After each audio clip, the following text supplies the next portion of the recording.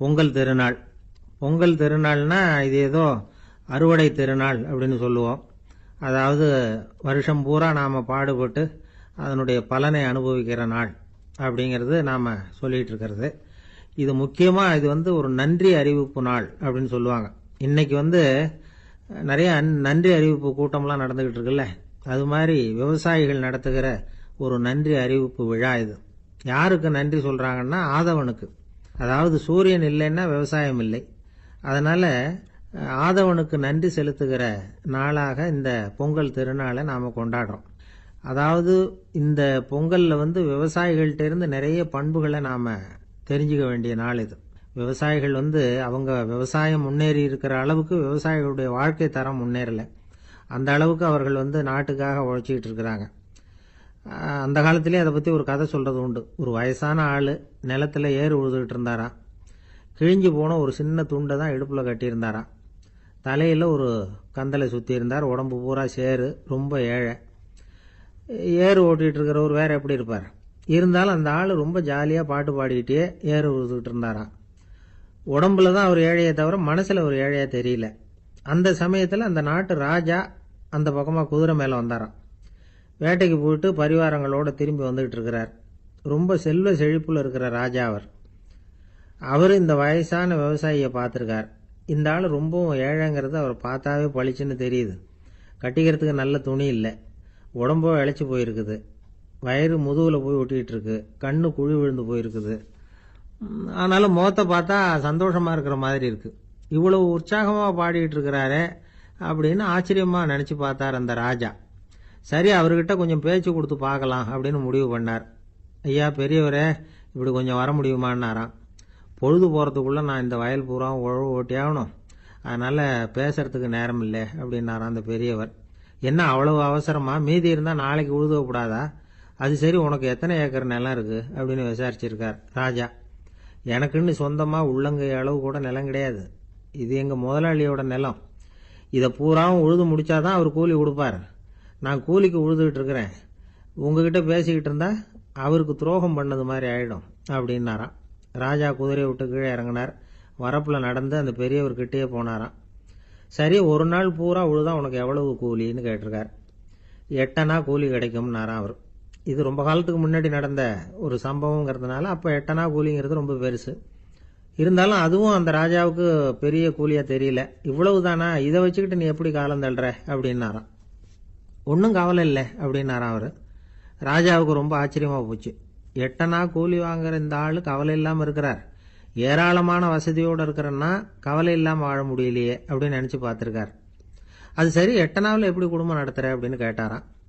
எனக்கு கிடைக்கிற 8 அணாவில் 2 அணா குடும்பத்துக்கு செலவழிக்கிறேன், 2 அணா பழைய கடனுக்கு கொடுக்குறேன், 2 அணா தர்மம் செய்கிறேன், 2 அணா வட்டிக்கு கொடுக்குறேன், ஒரு குறையும் இல்லைன்னாராம். ராஜாவுக்கு ஒன்றும் புரியல. எனக்கு ஒன்றும் புரியலேன்னு இருக்கார். ஐயா, எனக்கும் என் மனைவிக்கும் 2 அணா செலவாகுது. வயசான அம்மா அப்பா இருக்கிறாங்க, சின்ன வயசில் என்னை காப்பாற்றினவங்க அவங்க. அந்த கடனுக்கு 2 அணா செலவாகுது, அது பழைய கடன். என் தங்கச்சி ஒருத்தி ஆதரவு இல்லாத நிலைமையில தன்னுடைய மகனோட என் வீட்டில் இருக்கிறா. அவளுக்கும் அவள் மகனுக்கும் 2 அணா செலவு பண்ணுறேன், அது தர்மம். எனக்கு 2 பிள்ளைங்க இருக்கிறாங்க, அவங்களுக்கு 2 அணா செலவு பண்ணுறேன், அது வட்டிக்கு கொடுக்கறது மாதிரி. பிற்காலத்தில் அவங்க எங்களை காப்பாற்றுவாங்க. அந்த வகையில் நான் திருப்தியோடு வாழ்ந்துக்கிட்டு இருக்கிறேன் அப்படின்னாராம். ராஜாவுக்கு அர்த்தம் புரிய ஆரம்பிச்சுதான். அந்த பெரிய நிலத்தை விலை கொடுத்து வாங்கி அந்த பெரியவருக்கே தானமாக கொடுத்துட்டாராம். இப்போ உழுதவருக்கே நிலம் சொந்தமாயிட்டுது. அன்னையிலேருந்து அரசனுக்கும் ஆறுதல் கிடைச்சுதான். இப்படி ஒரு கதை சொல்லுவாங்க. 8 அணா வருமானத்தை வச்சுக்கிட்டு எப்படி காலத்தை தள்ளுறதுன்னு சொல்கிறதுக்காக இந்த கதையை சொல்கிறதாக யாரும் தப்பாக நினச்சிக்க கூடாது. கிடைக்கிறத எப்படி பங்கு போடுறார், எப்படி திருப்தியாக வாழறார் அப்படிங்கிறது தான் முக்கியம். அது மாதிரி இன்றைக்கு இந்த பொங்கல் திருநாளில் உழவர்கள் மனசு மகிழ்ச்சியாக இருந்ததுன்னா அது எல்லாரும் மகிழ்ச்சியாக இருக்கிறது மாதிரி அர்த்தம். அதனால் அவர்கள்ட்டேருந்து நாம் பாடம் கற்றுக்கணும். சில உழவர்கள் தங்கள் நிலத்தில் விளையிறத தாங்கள் சாப்பிட மாட்டாங்க, அடுத்தவங்கள்ட்ட விற்றுட்டு சந்தையில் போய் வேற அரிசி வாங்கிட்டு வந்து தான் இவங்க சாப்பிடுவாங்க. அப்படிப்பட்ட விவசாயிகள்லாம் இது உண்டு. பங்கிடுகிற பண்பை உழவர்கள்ட்டேருந்து கற்றுக்கொள்ளுங்கள் அப்படிம்பாங்க. ஒரு ஆள் நிம்மதியாக மகிழ்ச்சியாக இருந்தானா, உங்கள் நிம்மதிக்கும் மகிழ்ச்சிக்கும் என்ன காரணம்னு கேட்டிருக்கார் இன்னொருத்தர். என்கிட்ட இருந்தது பூராவையும் என் பிள்ளைங்களுக்கு சமமாக பங்கு போட்டு கொடுத்துட்டேன், எனக்குன்னு எதுவுமே வச்சுக்கல, அதுதான் நிம்மதிக்கு காரணம்னு இருக்கான். உங்ககிட்ட இருந்தது எவ்வளவு இருந்தது அப்படின்னு கேட்டிருக்காரு அவரு. மொத்தமாக ஒரு 50,000 ரூபா இருக்கும் அப்படின்னு இருக்கான். அவ்வளவும் பணமாகவே இருந்ததா அப்படின்னு கேட்டிருக்காங்க அவங்க. இல்லைங்க, அவ்வளவும் கடன், அதை தான் பிரித்து கொடுத்துருக்கேன் பிள்ளைங்க கிட்ட அப்படின்னு நானும். அவன் ஜென் துறவி, அவருக்கு ரொம்ப வயசாயிட்டுது, கடைசி காலம். நண்பர்களெல்லாம் கூப்பிட்டார்.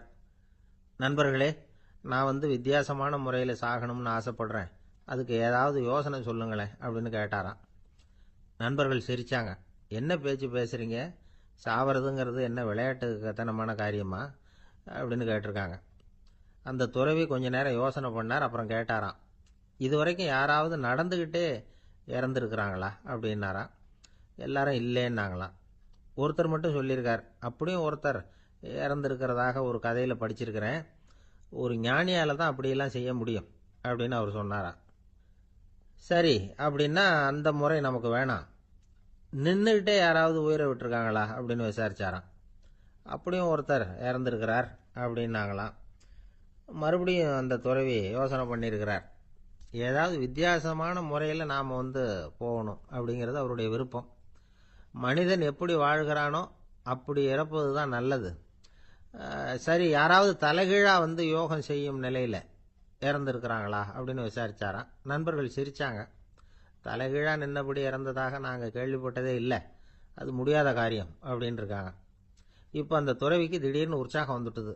உடனே எழுந்திரிச்சார், தலைகீழாக நின்னார், அப்படியே உயிரை விட்டுட்டார். அவ்வளோதான். அந்த மடாலயத்தில் ஒரே குழப்பம், எப்படி அவரை கீழே இறக்கி படுக்க வைக்கிறது அப்படின்னு புரியல. இப்படி உயிர் விடுறதை பற்றி அவங்க இதுவரைக்கும் கேள்விப்பட்டதும் இல்லை. உண்மையிலேயே இவர் இறந்து தான் போனாராங்கிறதும் தெரியல. சோதிச்சு பார்த்தாங்க, இதய துடிப்பு, நாடி துடிப்பு எல்லாம் நின்று போயிருந்தது. இவர் எப்பவும் இப்படி தான், என்ன பண்ணுறது இப்போ அப்படின்னு சொல்லி எல்லாரும் குழம்பிக்கிட்டு இருக்கிற சமயத்தில் ஒரு பெரிய ஒரு யோசனை சொன்னார். இந்த துறவியோட மூத்த சகோதரி பக்கத்து மடாலயத்தில் இருக்கிறாங்க, அவங்கள இங்கே அழைச்சிட்டு வந்தால் ஏதாவது வழி கிடைக்கும் அப்படின்னார். அந்த அம்மாவுக்கு 90 வயசு. அழைச்சிட்டு வந்தாங்க. ஒரு குச்சியை ஊன்றிக்கிட்டு அப்படியே மெதுவாக நடந்து வந்தாங்க. தம்பி, தலைகீழாக நின்று உயிர் விட்டு இறக்கிறத பார்த்தாங்க. தம்பின்னு கூப்பிட்டு பார்த்தாங்க, ஒன்றும் காணோம். உடனே என்ன பண்ணாங்க, தன்னுடைய கைத்தடியால் தம்பியோட உடலை ஒரு தட்டு தட்டினாங்க. ஏப்பா, சாகிறப்பவும் உன்னுடைய குறும்புத்தனத்தை விடலையா, இப்படியாடா சாகிறது, ஒழுங்கா செத்து தொலை அப்படின்னாங்களாம். அவ்வளவுதான். உடனே அந்த துறவி திரும்பி நேராக நின்னார்.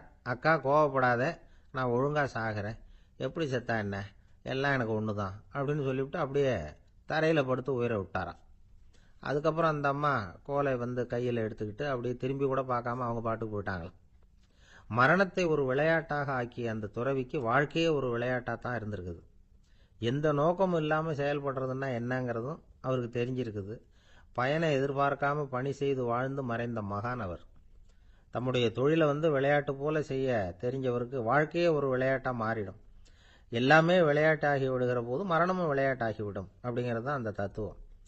ஆனால் அதுக்கு முன்னாடி உங்களுக்குள்ளே இருக்கிற உண்மையான நடிகனை நீங்கள் அடையாளம் கண்டுபிடிக்கணும். நீங்கள் நடிக்க வேண்டியதே இல்லை, நீங்கள் ஏற்கனவே நடிச்சுக்கிட்டு தான் இருக்கிறீங்க. நீங்கள் இந்த உண்மையை தெரிஞ்சுக்கணும், அவ்வளவுதான்.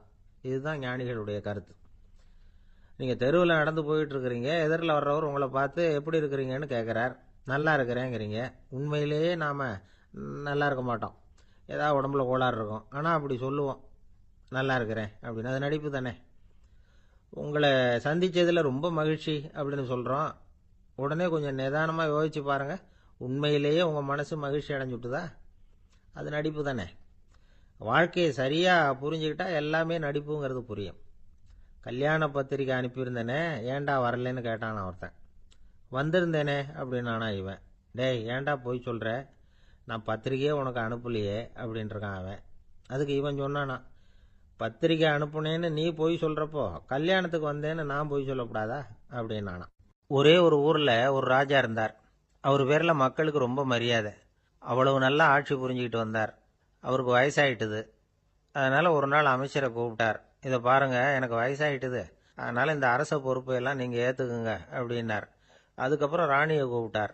வா, நாம் இனிமேல் இங்கே இருக்க வேணாம், காட்டுக்கு போய் தவம் பண்ணலாம் அப்படின்னு கூப்பிட்டார். இந்த செய்தி மக்களுக்கு அறிவிக்கப்பட்டது. மக்கள் உடனே கூட்டம் கூட்டமா அரண்மனைக்கு வர ஆரம்பிச்சுட்டாங்க. மன்னரை போய் பார்க்கறாங்க. அரசே, தாங்கள் எங்களுக்கு தந்தை மாதிரி. நீங்க காட்டுக்கு போயிட்டா நாங்கள்லாம் இங்க எப்படி இருக்க முடியும்? எங்களுக்கெல்லாம் எந்த துன்பமும் இல்லாம பார்த்துக்கிட்டு வர்றீங்க. இது மாதிரியான ஒரு அரசாட்சி இல்லைன்னா மக்கள் வாழ்ந்து என்ன பயன் அப்படின்னாங்க. இருந்தாலும் என்ன பண்றது, வயசாயிட்ட காரணத்தினால இந்த முடிவுக்கு வர வேண்டியிருக்குது அப்படின்னாரா ராஜா. அப்படின்னா நீங்க காட்டுக்கு போக வேணாம், நாங்க போறோம். நாங்க அங்க போய் தவம் பண்றோம், வழிபாடு பண்றோம். கடவுள் வருவார், அவர்கிட்ட வரம் வாங்கிட்டு வந்துடுறோம் அப்படின்னாங்களாம். அப்படி சொல்லிவிட்டு உடனே எல்லாரும் காட்டுக்கு போனாங்க. நாட்டு மக்கள் எல்லாரும் ஒட்டு மொத்தமா காட்டில் உட்காந்துக்கிட்டு தவம் பண்றதை பார்த்தார் கடவுள். உடனே புறப்பட்டு வந்தார். எல்லாரும் இப்படி உட்காந்துருக்கிறீங்களே, என்ன வேணும் உங்களுக்கு அப்படின்னு கேட்டார். உடனே மக்கள் எல்லாரும் ஒரு குரல்ல சொன்னாங்க, சுவாமி, எங்கள் மன்னன் ரொம்ப நாளைக்கு நல்லபடியா இருக்கணும். அவர் மகிழ்ச்சியாகவும் உடல் நலத்தோடும் இருந்தாதான் நாங்க அமைதியா வாழ முடியும் அப்படின்னாங்க. சரி, அதுக்கு என்ன செய்யணும் அப்படின்னார் ஆண்டவன். எங்க மன்னருக்கு இன்னும் ஒரு 100 வருஷம் ஆயுள கொடுங்க அப்படின்னாங்க. அவ்வளவுதானே, சரி அப்படியே ஆகட்டும் அப்படின்னு சொல்லிவிட்டு ஆண்டவன் போயிட்டார். மக்கள் மகிழ்ச்சியோட திரும்பி வந்தாங்க. மன்னா, கடவுள் வரம் கொடுத்துட்டார், நீங்க 100 வருஷம் வாழ போறீங்க அப்படின்னாங்க. இதை கேட்டதும் ராணி ராஜாவை வணங்கி, நான் தவம் செய்ய போறேன் அப்படின்னு புறப்பட்டாங்க. உடனே மக்கள் என்ன நினைச்சாங்க தெரியுமா? ஐயோ, நாம ராஜாவுக்கு மட்டும்தானே நீண்ட ஆயுள் வேணும்னு வரம் வாங்கினோம், ராணிக்கு வாங்கலையே, அதுதான் கோபத்துல புறப்பட்டாங்க போல இருக்கு அப்படின்னு நினைச்சு வருத்தப்பட்டாங்க. ஆனா ராணி நினைச்சது அது இல்லை. ராணி போய் தவம் பண்ணாங்க, கடவுள் காட்சி கொடுத்தார். இவங்க கேட்குறாங்க, சுவாமி, ராஜாவுக்கு மட்டும் 100 வருஷம் ஆயுள்னு வரம் கொடுத்துட்டீங்க, அப்படின்னா குடிமக்களும் 100 வருஷம் இருக்கணும். இப்படிப்பட்ட குடிமக்கள் இல்லைன்னா அப்படிப்பட்ட அரசன் இருந்து என்ன பிரயோஜனம் அப்படின்னாங்களாம். ஆண்டவன் பார்த்தார், சரி அவங்களும் 100 வருஷம் வாழ்வாங்க, அது மட்டும் இல்லை, நீயும் 100 ஆண்டு காலம் வாழ வரமளிக்கிறேன் அப்படின்னு சொல்லிவிட்டு மறைஞ்சிட்டார். இதுல ஆண்டவன் வர்றதும் மறையறதும் முக்கியம் இல்லை. இதுல கவனிக்க வேண்டியது ஆள்கிறவனின் விசாலமானம், குடிமக்களின் விசாலமானம், ஆள்கிறவன் மனைவியினுடைய விசாலமானம். இப்படி ஒரு நாடு இருந்துட்டுதுன்னா எப்படி இருக்கும் வாழ்க்கை நினைச்சு பாருங்க. அதனாலதான் பெரியவங்கள்லாம் சொல்றாங்க, இதய வாசல் திறந்தே இருக்கணும், இதயத்தின் கதவுகளை மூடாதீங்க அப்படின்னு சொல்லுவாங்க. என்கிட்ட ஒருத்தர் சொன்னார், என்னுடைய இதய வாசல் எப்பவும் திறந்தே தான் இருக்குதுன்னார். எதனால் அப்படி சொல்றீங்க அப்படின்னு கேட்டோம். டாக்டரே சொல்லிவிட்டார், என்னுடைய இதயத்தில் ஒரு ஓட்டை இருக்குது அப்படின்னு, வால்வு சரியில்லையா அப்படிங்கிறார். ஒரு ஆள் அசையாம கிடக்கிறார், அவர் இருக்காரா போயிட்டாராங்கிறத எப்படி முடிவு பண்றோம்? அவர் மூக்குக்கு முன்னாடி புறங்கையை வச்சு பார்க்குறோம், மூச்சு வருதா இல்லையா அப்படிங்கிறத கண்டுபிடிக்கிறதுக்காக. மூச்சுங்கிறது அவ்வளவு முக்கியமான ஒரு விஷயம். சுவாசம் இல்லைன்னா எதுவுமே இல்லை. நம்ம பூமி இருக்க, அது கூட சுவாசிக்குதுங்கிறத சோவியத் விஞ்ஞானிகள் கண்டுபிடிச்சிருக்கிறாங்க. பூமிக்கு மேல இருக்கிற மண் அடுக்குல காற்றுல உள்ள ஆக்சிஜன் ஆக்சிகரணம் அடையுது அப்படின்னு தான் இதுவரைக்கும் எல்லாரும் நம்பிக்கிட்டு இருந்தாங்க. ஆனா இப்ப என்ன கண்டுபிடிச்சிருக்கிறாங்கன்னா, அந்த ஆக்சிஜன் பூமிக்குள்ள 1 கிலோமீட்டர் ஆழம் வரைக்கும் ஊடுருவி போகுதான். பூமிக்குள்ள 2 பக்கமும் பல கிலோமீட்டர் வரைக்கும் பரவுதான். பூமிக்குள்ள இருக்கிற நீர்நிலை அடுக்குகள் தான் நுரையீரல் செய்யற வேலையை செய்யுதான். நம்ம உடம்புல நுரையீரல் இல்லைன்னா ஒன்றும் நடக்காது. ஒரு மரத்தை தலைகீழா தொங்க போட்டா எப்படி இருக்கும் அப்படி யோசிச்சு பாருங்க. அப்படித்தான் இதுவும், நுரையீரலும் அப்படித்தான் இருக்கும். வலது பக்கம் ஒன்று, இடது பக்கம் ஒன்று. வலது பக்கம் நுரையீரல் கொஞ்சம் பெருசா இருக்கும், நுட்பமான நரம்பு குழாய்கள் அதில் இருக்கும். கோடிக்கணக்கான நுண்ணிய குழாய்களை வச்சுக்கிட்டு தான் அது வேலை செய்யுது. 25 கோடி குழாய்கள் இருக்கும். அதை அப்படியே முழுசா பிரிச்சு பரப்புனா ஒரு டென்னிஸ் கோர்ட்ல பாதி பரப்பளவு இருக்குமா. நுரையீரல் நிறம் கருஞ்சிவப்பு தான். புகை அதிகமா உள்ள போச்சுன்னா அது கருப்பாயிடுது. காத்துல உள்ள பிராணவாயுவை இது இழுத்து எடுத்துக்கிட்டு ரத்தத்தை சுத்தப்படுத்துற முக்கியமான வேலையை இது செய்யுது. அசுத்த காத்தை வெளியில அனுப்பி வச்சிருது. ஒருத்தர் வேகமா ஓடி வரார், அவருக்கு மூச்சு இறைக்கும். பயங்கரமா எதையாவது பார்த்து விடுறார், உடனே மூர்ச்சி ஆயிடுவார். இது மாதிரி சமயங்கள்ல வேற எந்த தூண்டுதலும் இல்லாம நுரையீரல் தானாவே இயங்கும். இப்படி ஒரு அவசியம் ஏற்படுறப்போ இயக்கத்தை தூண்டி விடுற முக்கியமான இணைப்பு மூளைக்கு கீழே முதுகு எலும்புக்கு மேற்பகுதியில் இருக்குது. அது உடனே சுவாசத்துக்கு அவசர உதவியை கொடுக்குது.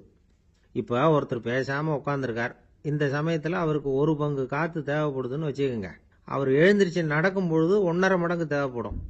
ஓடுனாருன்னா 3 மடங்கு தேவைப்படும். படுத்திருக்கிறப்ப 1/2 மடங்கு தான் தேவைப்படும். இதுக்கு நிமிஷத்துக்கு 16 தடவை மூச்சு விட்டாகணும். இப்படி சாதாரணமாக உள்ளே இழுக்கிற காற்று கொஞ்சம்தான் இருந்தாலும் இது மாதிரி 8 மடங்கு காற்றை உள்ளே இழுத்து வச்சுக்கிற சாமர்த்தியம் நுரையீரலுக்கு இருக்குதான். தண்ணி, நுண்கிருமிகள், ரசாயன பொருள் இப்படி எது உள்ளே போனாலும் நுரையீரல் சமாளிச்சுக்கும்.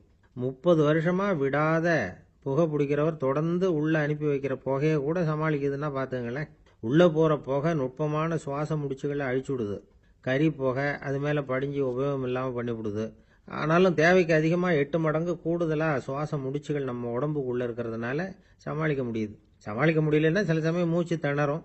அதை ஒரு எச்சரிக்கையாக எடுத்துக்கிட்டு புகை பிடிக்கிற பழக்கத்தை விட்டுடணும். அதுதான் நல்லது. ஆனால் அப்படி யார் விடுறது? இணை பிரியாத 2 நண்பர்கள் இருந்தாங்களாம். 2 பேரும் விடாமல் சிகரெட் குடிக்கிறவங்க. அதில் ஒருத்தன் செத்து போட்டான். இன்னொருத்தன் அதுக்கப்புறம் 2 சிகரெட்டாக குடிக்க ஆரம்பித்தானா. ஏன் இப்படி பண்ணுறேன்னு கேட்டிருக்காங்க. நான் ஒரு சிகரெட்டு தான் குடிக்கிறேன், செத்து போன என்னுடைய ஃப்ரெண்டு இருக்கானே செத்து போனவன், அவனுக்காக இன்னொரு சிகரெட்டு குடிக்கிறேன் அப்படின்னு நானா. இது ரொம்ப ஆபத்து, விட்டுடு அப்படின்னு சொல்லியிருக்காங்க. சரின்னு ஒத்துக்கிட்டான். ஆனால் அதுக்கப்புறமும் ஒரு சிகரெட் வீதமாக குடிச்சிக்கிட்டே இருந்தான். சிகரெட்டு பழக்கத்தை நீ இன்னும் விடலையான்னு கேட்டாங்களாம். அந்த பழக்கத்தை நான் எப்போவோ விட்டுட்டேன், இப்போ நான் குடிக்கிறது என் ஃப்ரெண்டுக்காக அப்படின்னு நானா.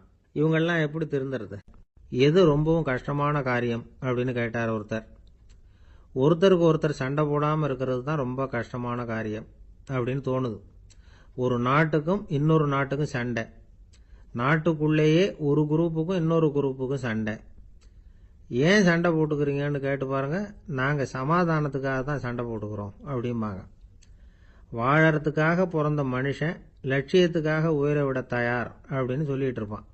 அப்படி உயிரை விடுறவங்கள நாமளும் பாராட்டுவோம். ஆனால் ஒன்றுமில்லாத விஷயங்களுக்கெல்லாம் சண்டை போடுறவங்களெல்லாம் அப்படிப்பட்டவங்களையும் சரி உயிரை விடுறவங்களையும் சரி என்னன்னு சொல்கிறது? யுத்தங்களாலேயும் சண்டைகளாலேயும் நாம் அடையிறது என்னங்கிறது ஒரு பக்கம் இருக்கட்டும், இழக்கிறது என்ன தெரியுமா? ஏராளமான உயிர்கள். ரத்தம் சிந்தறதுக்கு நான் தயார் அப்படின்னு மார்தட்டி சொல்லலாம். ஆனால் ரத்தம் சிந்தினா உயிர் காத்துக்கிட்டு இருக்க தயார் இல்லை. அதாவது உயிர் நமக்காக காத்துக்கிட்டு இருக்க தயார் இல்லை. இழக்கிற ரத்தத்தை ஈடுகட்டினா தான் உயிரை காப்பாற்ற முடியும். அதனால் இது சம்பந்தமாக ஆராய்ச்சி செய்கிற கட்டாயம் ஏற்பட்டு போச்சு. அதோட விளைவாக புதுசாக ஒன்றை கண்டுபிடிச்சிருக்கிறாங்க. அதுதான் செயற்கை ரத்த பொடி. இப்போ இந்த திடீர் சாம்பார் பொடி, திடீர் ரசப்பொடி, திடீர் காப்பி பொடி இப்படிலாம் சொல்கிறோம்ல, அது மாதிரி இது திடீர் ரத்த பொடி. இஸ்ரேல் ஒரு சின்ன நாடு, மக்கள் தொகை குறைச்சல், அதோட போர்கள் வேற. அதனால் காயம்பட்டவங்களை காப்பாற்றியே தீர வேண்டிய கட்டாயம். காப்பாற்றணும்னா ரத்த இழப்பை தடுக்கணும். அப்படின்னா உடனடியாக புது ரத்தம் செலுத்தி ஆகணும். திடீர்னு ரத்தம் வேணும்னா எங்கே போகிறது? அதுவும் கிடைக்கிற ரத்தம் சேர்ற குரூப்பாக இருக்கணும். ஒரு வேடிக்கை பார்த்தீங்களா, நான் வேற குரூப்பு நீ வேற குரூப்புன்னு இவன் சண்டை போடுறான். இதில் அடிபட்டவனுக்கு ரத்தம் கொடுக்க போனால் அதுலேயும் அது வேற வேற குரூப்பாக இருக்குது. அது ரத்தமும் வேற வேற குரூப்புன்னு சொல்லிகிட்டு இருக்குது. எந்த குரூப்பு ரத்தம் வேணும்? அது உடனடியாக கிடைக்கலன்னா என்ன பண்ணுறது? இப்படிப்பட்ட கஷ்டம்லாம் நமக்கு வந்துடுது. இதுக்காக தான் விஞ்ஞானிகள் இந்த ரத்த பொடியை கண்டுபிடிச்சிருக்கிறாங்க. அதாவது ஒரு ஆள் அடிபட்டு போட்டான்னு வச்சுங்களேன், அவனுக்கு ரத்தம் கிடைக்கல. உடனே என்ன பண்ணலாம்? இந்த சுத்தப்படுத்தப்பட்ட தண்ணீரை கொஞ்சம் எடுத்துக்க வேண்டியது, அதில் இந்த ரத்த பொடியை கரைக்க வேண்டியது. இப்போ இந்த செயற்கை ரத்தம் தயாராகிட்டுது. இதை அந்த ஆள் உடம்புல ஏற்றி விட்டுற வேண்டியது. இயற்கையாக நம்ம உடம்புல இருக்கிற ரத்தம் என்னென்ன வேலை செய்யுதோ அதே வேலையை இதுவும் செய்யும். அதாவது ஆக்சிஜனை உடம்புல எல்லா இடத்துக்கும் எடுத்துகிட்டு போகுது. அந்த வேலையை இந்த செயற்கை ரத்தமும் செஞ்சுடுது. ஆனால் ஒரு விஷயம், இந்த செயற்கை ரத்தம் ஒரு அவசரத்துக்கு தான் உபயோகப்படுத்தலாம், ஒரு முதல் உதவி மாதிரி. அதை அப்படியே நிரந்தரமாக விட்டுற முடியாது. பின்னாடி தேவையான குரூப்பு உண்மையான ரத்தம் கிடைச்ச உடனே அதை செலுத்திக்கணும். உண்மையான ரத்தத்தை 20லேருந்து 40 நாள் வரைக்கும் தான் பாதுகாக்க முடியும். அதுவும் குளிர்பதன பெட்டியில். அதுக்குள்ளே உபயோகப்படுத்தலைன்னா அது வீணாக போயிடும். இந்த ரத்த பொடி அப்படி இல்லை, எவ்வளோ நாள் வேணும்னாலும் அப்படியே வச்சுருக்கலாம். குளிர்பதன பெட்டியும் தேவையில்லை. ஆனால் ஒன்று, இது தண்ணியில் கலந்து செயற்கை ரத்தமாக ஆக்கிவிட்டா அதோட வலு 72 மணி நேரம் தான். அதாவது 3 நாள். அதுக்குள்ளே அந்த ஆசாமியை எங்கேயாவது ஆஸ்பத்திரிக்கு தூக்கிட்டு போய் உண்மையான ரத்தத்தை கொடுத்துடணும். சண்டையில் அடிபடுறவங்க, சாலை விபத்தில் அடிபடுறவங்க, இவங்களுக்கெல்லாம் அவசரத்துக்கு கை கொடுத்து உதவுறது இந்த செயற்கை ரத்த பொடி. அதுக்கப்புறம் நாம் கொடுக்குற ரத்தம் தான் அவங்கள காப்பாற்றணும். இன்னைக்கு ரத்தத்தை தானமாக கொடுக்க தயாராக இருக்கிற நல்ல உள்ளங்கள் ஏராளம். எவ்வளவு ஆக்சிடென்ட்டு, ஆப்ரேஷன், இதில் சம்மந்தப்பட்டவங்களை காப்பாற்றுறது நாம் தானமாக கொடுக்குற ரத்தம் தானே. ஒரு ஆக்சிடென்ட்டு, ஒரு ஸ்கூட்டர் ஒரு ஆள் மேலே மோதி விட்டுது, பார்த்து வரக்கூடாதா அப்படின்னு அந்த ஆள். நீ தான் பார்த்து நடக்கணும், ஏன்னா 20 வருஷமாக நான் அந்த ஸ்கூட்டரை ஓட்டிகிட்டு இருக்கிறேன் அப்படின்னு நானா இவன். இதுக்கு அவன் சொன்னானா, நீ தான் பார்த்து ஓட்டணும், ஏன்னா 40 வருஷமாக நான் இப்படி நடந்துக்கிட்டு இருக்கிறேன் அப்படின்னு நானா. ஒரு ஊரில் ஒரு ராஜா இருந்தார். பெரிய அரண்மனையில் தான் இருக்கிறார். எல்லா வசதியும் இருந்தது. இருந்தாலும் அவர் எல்லாரும் சொல்றது எப்படி தெரியுமா, பிச்சைக்கார ராஜா. அப்படி ஒரு பேர் அவருக்கு நிலைச்சு போச்சு. ஜனங்களும் சரி, மற்ற தேசங்களில் உள்ளவங்களும் சரி, அவர் அந்த பேர் சொல்லியே குறிப்பிடுறது வழக்கமாக போட்டுது. இது அவருக்கு ரொம்ப கவலையா போச்சு. என்ன இது, நம்மளை தேடி வர்றவங்களுக்கெல்லாம் நாம் சோறு போடுறோம், நம்ம புகழ்ந்து பாடல் ஏற்றி கொண்டு வர்ற புலவர்களுக்கெல்லாம் அவங்க எப்படி வந்தாலும் ஒருவேளை சோறு போடணுங்கிறது உத்தரவு. இவ்வளவுலாம் செஞ்சும் நம்மளை போய் பிச்சைக்கார ராஜான்னு எல்லாரும் சொல்றாங்களே, அது ஏன், எதுக்காக இப்படி சொல்றாங்க? இதுதான் ராஜாவுக்கு குழப்பம். சரி, இதை பத்தி நம்ம அமைச்சர்கள் கிட்ட கேட்கலாமா அப்படின்னு யோசனை பண்ணார். இந்த விஷயத்த போய் அவங்க கிட்ட எப்படி கேட்கறதுன்னு அவருக்கு தயக்கமா இருந்தது. கௌரவ குறைச்சலா தெரிஞ்சுது அவருக்கு. சரி, சாதாரண குடிமக்கள் கிட்ட இதை பத்தி கேட்கலாமா அப்படின்னு யோசனை பண்ணார். கேட்கலாம், ஆனால் அவங்க யாரும் ராஜா முன்னாடி வந்து நின்று தைரியமாக பேசக்கூடிய அளவுக்கு இல்லை. ராஜாவோட குழப்பம் நாளுக்கு நாள் அதிகமாக போச்சு. கடைசியாக அவர் ஒரு முடிவுக்கு வந்தார். அதாவது இதை பற்றி ஒரு பிச்சைக்காரங்கிட்டே கேட்டு பார்த்துட்டா என்ன. இதுதான் அவர் பண்ண முடிவு. உடனே மாறு வேஷம் போட்டுக்கிட்டு நகர்வலம் போனார். ஒரு பிச்சைக்காரனை கண்டுபிடிச்சார். இதை பாருப்பா, நம்ம ராஜாவை எல்லாரும் பிச்சைக்கார ராஜான்னே சொல்கிறாங்களே, அதுக்கு என்ன காரணமாக இருக்கும் அப்படின்னு கேட்டார். அதுக்கு அவன் சொல்கிறான், இதுக்கான பதிலை இன்னும் ஒரு 30 நாளில் சொல்கிறேன் அப்படின்னா. உடனே இவருக்கு சந்தோஷம். உண்மையை அவங்ககிட்ட சொன்னார். நான் வேற யாரும் இல்லை, நான் தான் இந்த நாட்டு ராஜா. இப்போ நீ என் கூடவே வந்துடும், அரண்மனையிலேயே தங்கிக்கோ. 30 நாள் கழித்து எனக்கு பதில் சொல்லிவிட்டு அதுக்கப்புறமா நீ போகலாம் அப்படின்னு சொல்லி அழைச்சிட்டு வந்துட்டார். அரண்மனையில் ஒரு மூலையில் அவன் தங்கறதுக்கு இடம் கொடுத்தார். தினம் 2 வேளையும் இவனுக்கு சோறு போடுங்க அப்படின்னு உத்தரவு போட்டார். ராஜா கொடுத்த இடத்துல போய் உக்காந்துக்கிட்டான் அந்த பிச்சைக்காரன். தினமும் அந்த அரண்மனையில் நடக்கிறதையெல்லாம் கவனிச்சுக்கிட்டு வந்தான். வேளைக்கு சாப்பாடு வரும், சாப்பிட்டுக்கிட்டு இருக்கான். இப்படி 30 நாள் முடிஞ்சுது. ராஜா வந்தார். என்ன, என்னோட கேள்விக்கு பதில் என்னன்னு கண்டுபிடிச்சிட்டியான்னார். கண்டுபிடிச்சிட்டேன்னா. என்ன எல்லாரும் பிச்சைக்கார ராஜான்னு சொல்றாங்களே, அது நியாயமா படுதா உனக்குன்னு கேட்டார். நியாயமா தான் படுது, சந்தேகம் இல்லாம நீங்க பிச்சைக்கார ராஜா தான். என்னதான் நீங்க வசதியோடவும் படைபலத்தோடவும் இருந்தா கூட நீங்க எங்க வர்க்கத்தை சேர்ந்த ஆசாமி தான் அப்படின்னு அடிச்சு சொல்லிவிட்டான் அந்த ஆள். ஏனால் அப்படி சொல்றேன்னு கேட்டார் இவர். அரசே, ஒரு உண்மையை கண்டுபிடிச்சு சொல்றதா நான் உங்ககிட்ட சொன்னேன். நீங்க ராஜ பரம்பரைன்னா உடனே உங்க கழுத்துல கிடக்கிற முத்து மாலையை கழட்டி பரிசா கொடுத்துருப்பீங்க, பொன்னையும் மணியையும் கொடுத்துருப்பீங்க. ஆனா நீங்க அப்படி செய்யல. என்ன ஒரு மூலையில உட்கார வச்சு 2 வேளை சோறு போட சொன்னீங்க. உங்களை தேடி யார் வந்தாலும், யார் வந்து பாராட்டி பேசினாலும் அல்லது பிரச்சனைகளை சொன்னாலும் நீங்க செய்யற ஒரே காரியம் சோறு போடுறது தான். பிச்சைக்காரனுக்கு சோறு மட்டும்தான் உலகம். உங்க விஷயத்திலையும் நீங்க அப்படித்தான் நினைக்கிறதாக தெரியுது. நல்லா கவனிங்க. எந்த ஒரு பிரச்சனைக்கும் சோறு தான் முடிவுன்னு நினைக்கிறீங்க பாருங்க. நீங்க சந்தேகமில்லாத எங்களை சேர்ந்த ஆளுதான் அப்படின்னு விட்டான் அந்த பிச்சைக்காரன். அதுக்கப்புறம் தான் அந்த ராஜா தன்னுடைய தவறுகளை எல்லாம் திருத்திக்கிட்டாராம். பசின்னு வர்றவங்களுக்கு சோறு தான் போடணும், அது தப்பு இல்லை. பாராட்ட வர்றவங்களுக்கெல்லாம் சோத்தையே போட்டு அனுப்புனா இப்படிதான் பேர் வரும். எனக்கு தெரிஞ்ச ஒருத்தர் தினமும் யாராவது ஒருத்தரை தன் வீட்டுக்கு அழைச்சிட்டு போவார், சாப்பாடு போட்டு அனுப்புவார். முன்னறிவிப்பு இல்லாம திடீர்னு ஒரு விருந்தாளியோட வீட்டுல போய் இவர் நிக்கிறது வழக்கம். அந்த அம்மாவும் இவருக்காக தயார் பண்ணி வச்சிருந்ததை இவர் அழைச்சிட்டு வந்திருக்கிற விருந்தாளிக்கு போட்டுருவாங்க. விருந்தாளி சாப்பிட்டுட்டு போனதுக்கு அப்புறம் இவர் மனைவி கிட்ட உனக்கு சிரமம் வேணாம் அப்படின்னு சொல்லிவிட்டு பக்கத்துல உள்ள ஒரு ஹோட்டலுக்கு போய் காசு கொடுத்து சாப்பிட்டுட்டு வந்துருவார். பல நாள் இப்படி நடக்கும். ஒரு நாள் அவரை தனியா கூப்பிட்டுக்கிட்டு போய் ஏன் இப்படி பண்றீங்கன்னு கேட்டோம். அதுக்கு அவர் சொல்றாரு, எங்க வீட்டு சாப்பாட்டுல இருந்து தப்பிக்கிறதுக்கு எனக்கு வேற வழி எதுவும் தெரியல சார், அதனாலதான் இப்படி பண்ணிட்டு இருக்கிறேன் அப்படின்னார். ரொம்ப பரிதாபமா. என்னை விட யோக்கியம் இந்த உலகத்துல வேற யாரும் இல்லை சார் அப்படின்னார் ஒருத்தர். அவரை விட அயோக்கியன் வேற யாரும் இருக்க முடியாதுங்கிற முடிவுக்கு கேட்டவங்க வந்துட்டாங்களாம். மனுஷனுக்கு இருக்கிற ஒரு மிகப்பெரிய குறையே தன்கிட்ட இருக்கிற குறை அவனுக்கு தெரியாம போறது தான். ஆனா அடுத்தவங்க கிட்ட இருக்கிற குறை இவனுக்கு தெளிவா தெரிஞ்சிடும். ஒரு ஒட்டகம் ஒரு கொக்கை பார்த்து ஒரு கேள்வி கேட்டுதான். என்ன கேள்வி தெரியுமா? உன் கழுத்து ஏன் இப்படி வளைஞ்சு போயிருக்குது அப்படின்னு கேட்டிருக்கு. இதுக்கு உடம்பே வளைச்சல். இது போய் கொக்கை கிண்டல் பண்ணுது. இன்னைக்கு மனித சுபாவமும் கிட்டத்தட்ட இப்படித்தான் இருக்குது. இந்த உலகத்துல குறையில்லாத மனிதர்கள் யாரும் கிடையாது, நாம உள்பட. அப்படிங்கிறத முதல்ல நாம் நல்லா புரிஞ்சுக்கணும். ஒரு ஊரில் ஒரு விற்பனை நிலையம் இருந்தது. செல்ல பிராணிகளை விற்பனை செய்கிற நிலையம் அது. நாய், கிளி, பூனை இப்படி நிறைய வச்சு விற்பனை பண்ணிகிட்டு இருக்கிறாங்க. நாய்க்குட்டி விற்பனை செய்கிற பகுதியில் ஒரு சிறுவன் நின்றுக்கிட்டு இருந்தான். விற்பனை செய்கிற ஆளுகிட்ட விலை கேட்டுக்கிட்டு இருந்தான். அதோ இருக்குதே அந்த நாய்க்குட்டி என்ன விலை அப்படின்னு கேட்டானா. 1000 ரூபா அப்படின்னாரான். சரி அது வேணாம், இது என்ன விலைன்னு இருக்கான். 500 ரூபா அப்படின்னாரான். இந்த சின்ன பையன் கையில் வச்சிருந்தது வெறும் 50 ரூபா தான். அதனால் இதை விட குறைச்சலாக கிடைக்குமான்னு பார்த்துருக்கான். அந்த கடையில் ஒரு மூலையில் சரியாக கவனிக்கப்படாமல் ஒரு நாய்க்குட்டி படுத்து கிடந்தது. பாவமாக கத்திக்கிட்டு இருந்தது. அதை பார்த்ததுமே இவனுக்கு அது ரொம்ப பிடிச்சி போச்சு. உடனே அந்த கடைக்காரரை பார்த்து, அதுவும் அந்த மூலையில் படுத்து கிடக்குதே அந்த நாய்க்குட்டி என்ன விலை அப்படின்னு கேட்டிருக்கான். தம்பி, அது ஒரு கால் ஊனம், அதனால் அது உன்னோட குதித்து விளையாடவோ ஓடுறதோ அதால் முடியாத காரியம் அப்படின்ட்டுருக்கார் அவர். அது தெரிஞ்சுதாங்க கேட்குறேன், அதோட விலை என்ன அதை மட்டும் சொல்லுங்களேன் அப்படின்ட்டுருக்கான். தம்பி, இது வந்து கால் ஊனம் உள்ள ஒரு நாய். இதை போய் காசு கொடுத்து வாங்கிறதுக்கு யாராவது பிரியப்படுவாங்களா? இதை நான் உனக்கு இலவசமாகவே தர்றேன், எடுத்துகிட்டு போ அப்படின்னாரான்.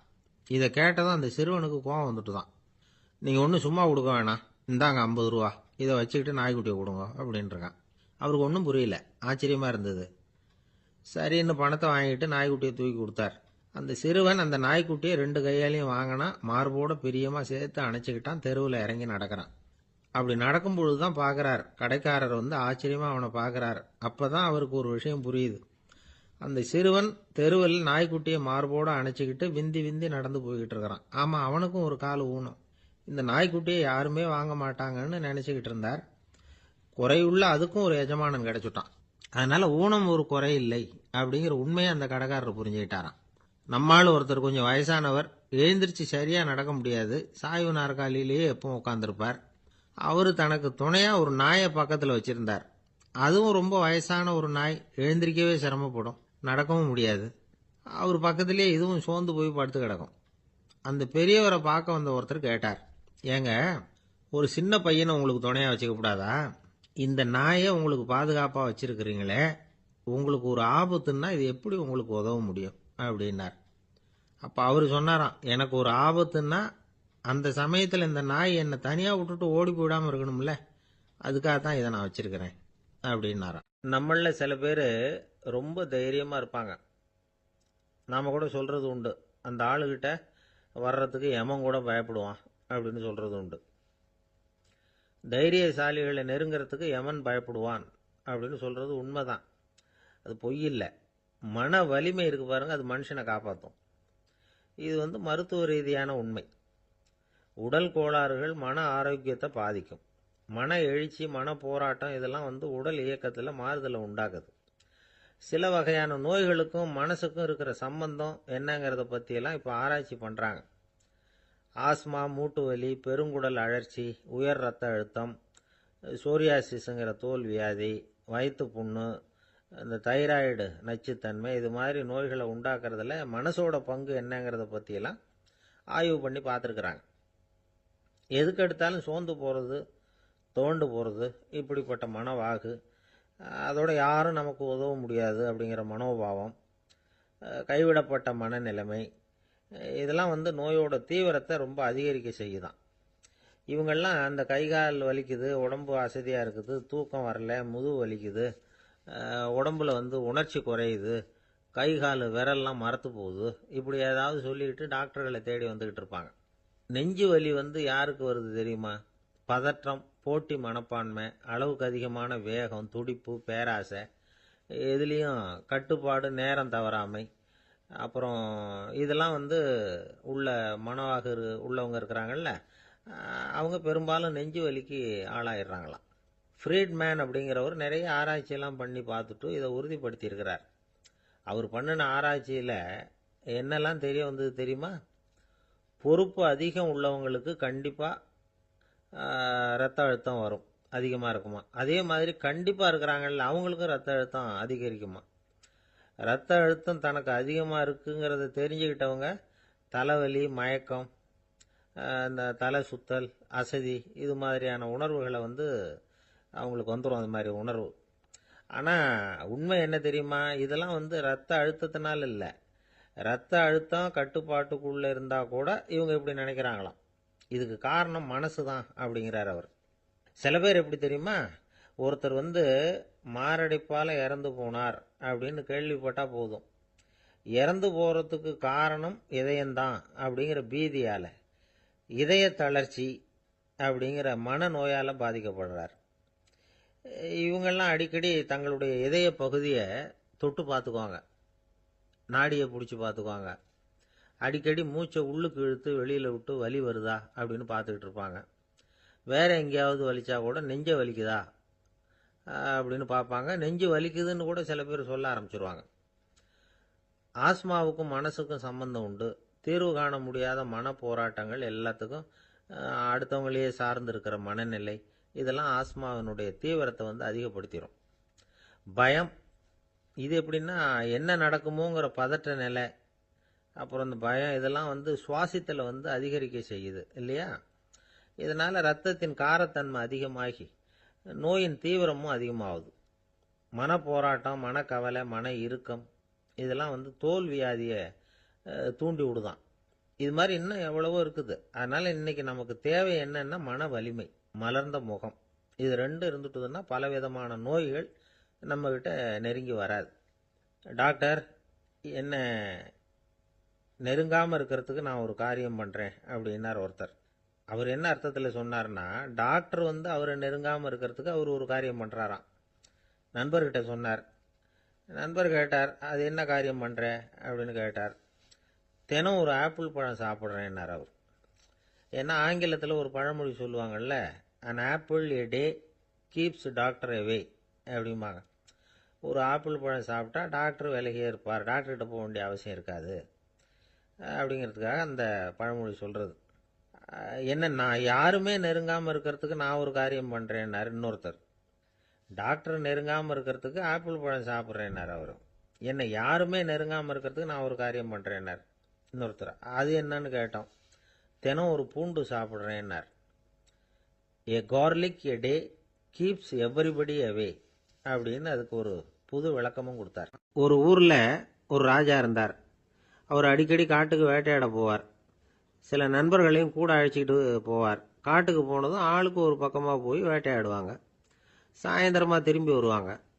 மறுநாள் அரண்மனையில் உட்காந்து ஒவ்வொருத்தரும் அவங்க அனுபவங்களை எல்லாம் சொல்லிக்குவாங்க. அவங்க வீரத்துக்கு தகுந்த மாதிரி பரிசை அந்த ராஜா கொடுப்பார். இது மாதிரி ஒரு தடவை எல்லாரும் வேட்டைக்கு போயிட்டு திரும்பி வந்ததும் உட்காந்து பேச ஆரம்பிச்சிருக்கிறாங்க. ஒருத்தன் சொன்னான், தன்னுடைய வீர தீர செயலை பற்றி அளக்க ஆரம்பிச்சிட்டான். ஏன்னா அதுக்கு பரிசு கிடைக்க போகுதில்ல, அதனால. அவன் என்ன சொன்னான் தெரியுமா? அரசே, நேற்றுக்கு காட்டில் என்னாச்சு தெரியுமா? எனக்கு நேராக ஒரு சிங்கம் வாயை திறந்துக்கிட்டு வந்துட்டுது. நான் பயப்படவே இல்லை. உடனே ஒரு கல்லை எடுத்து குறி பார்த்து வீசினேன்.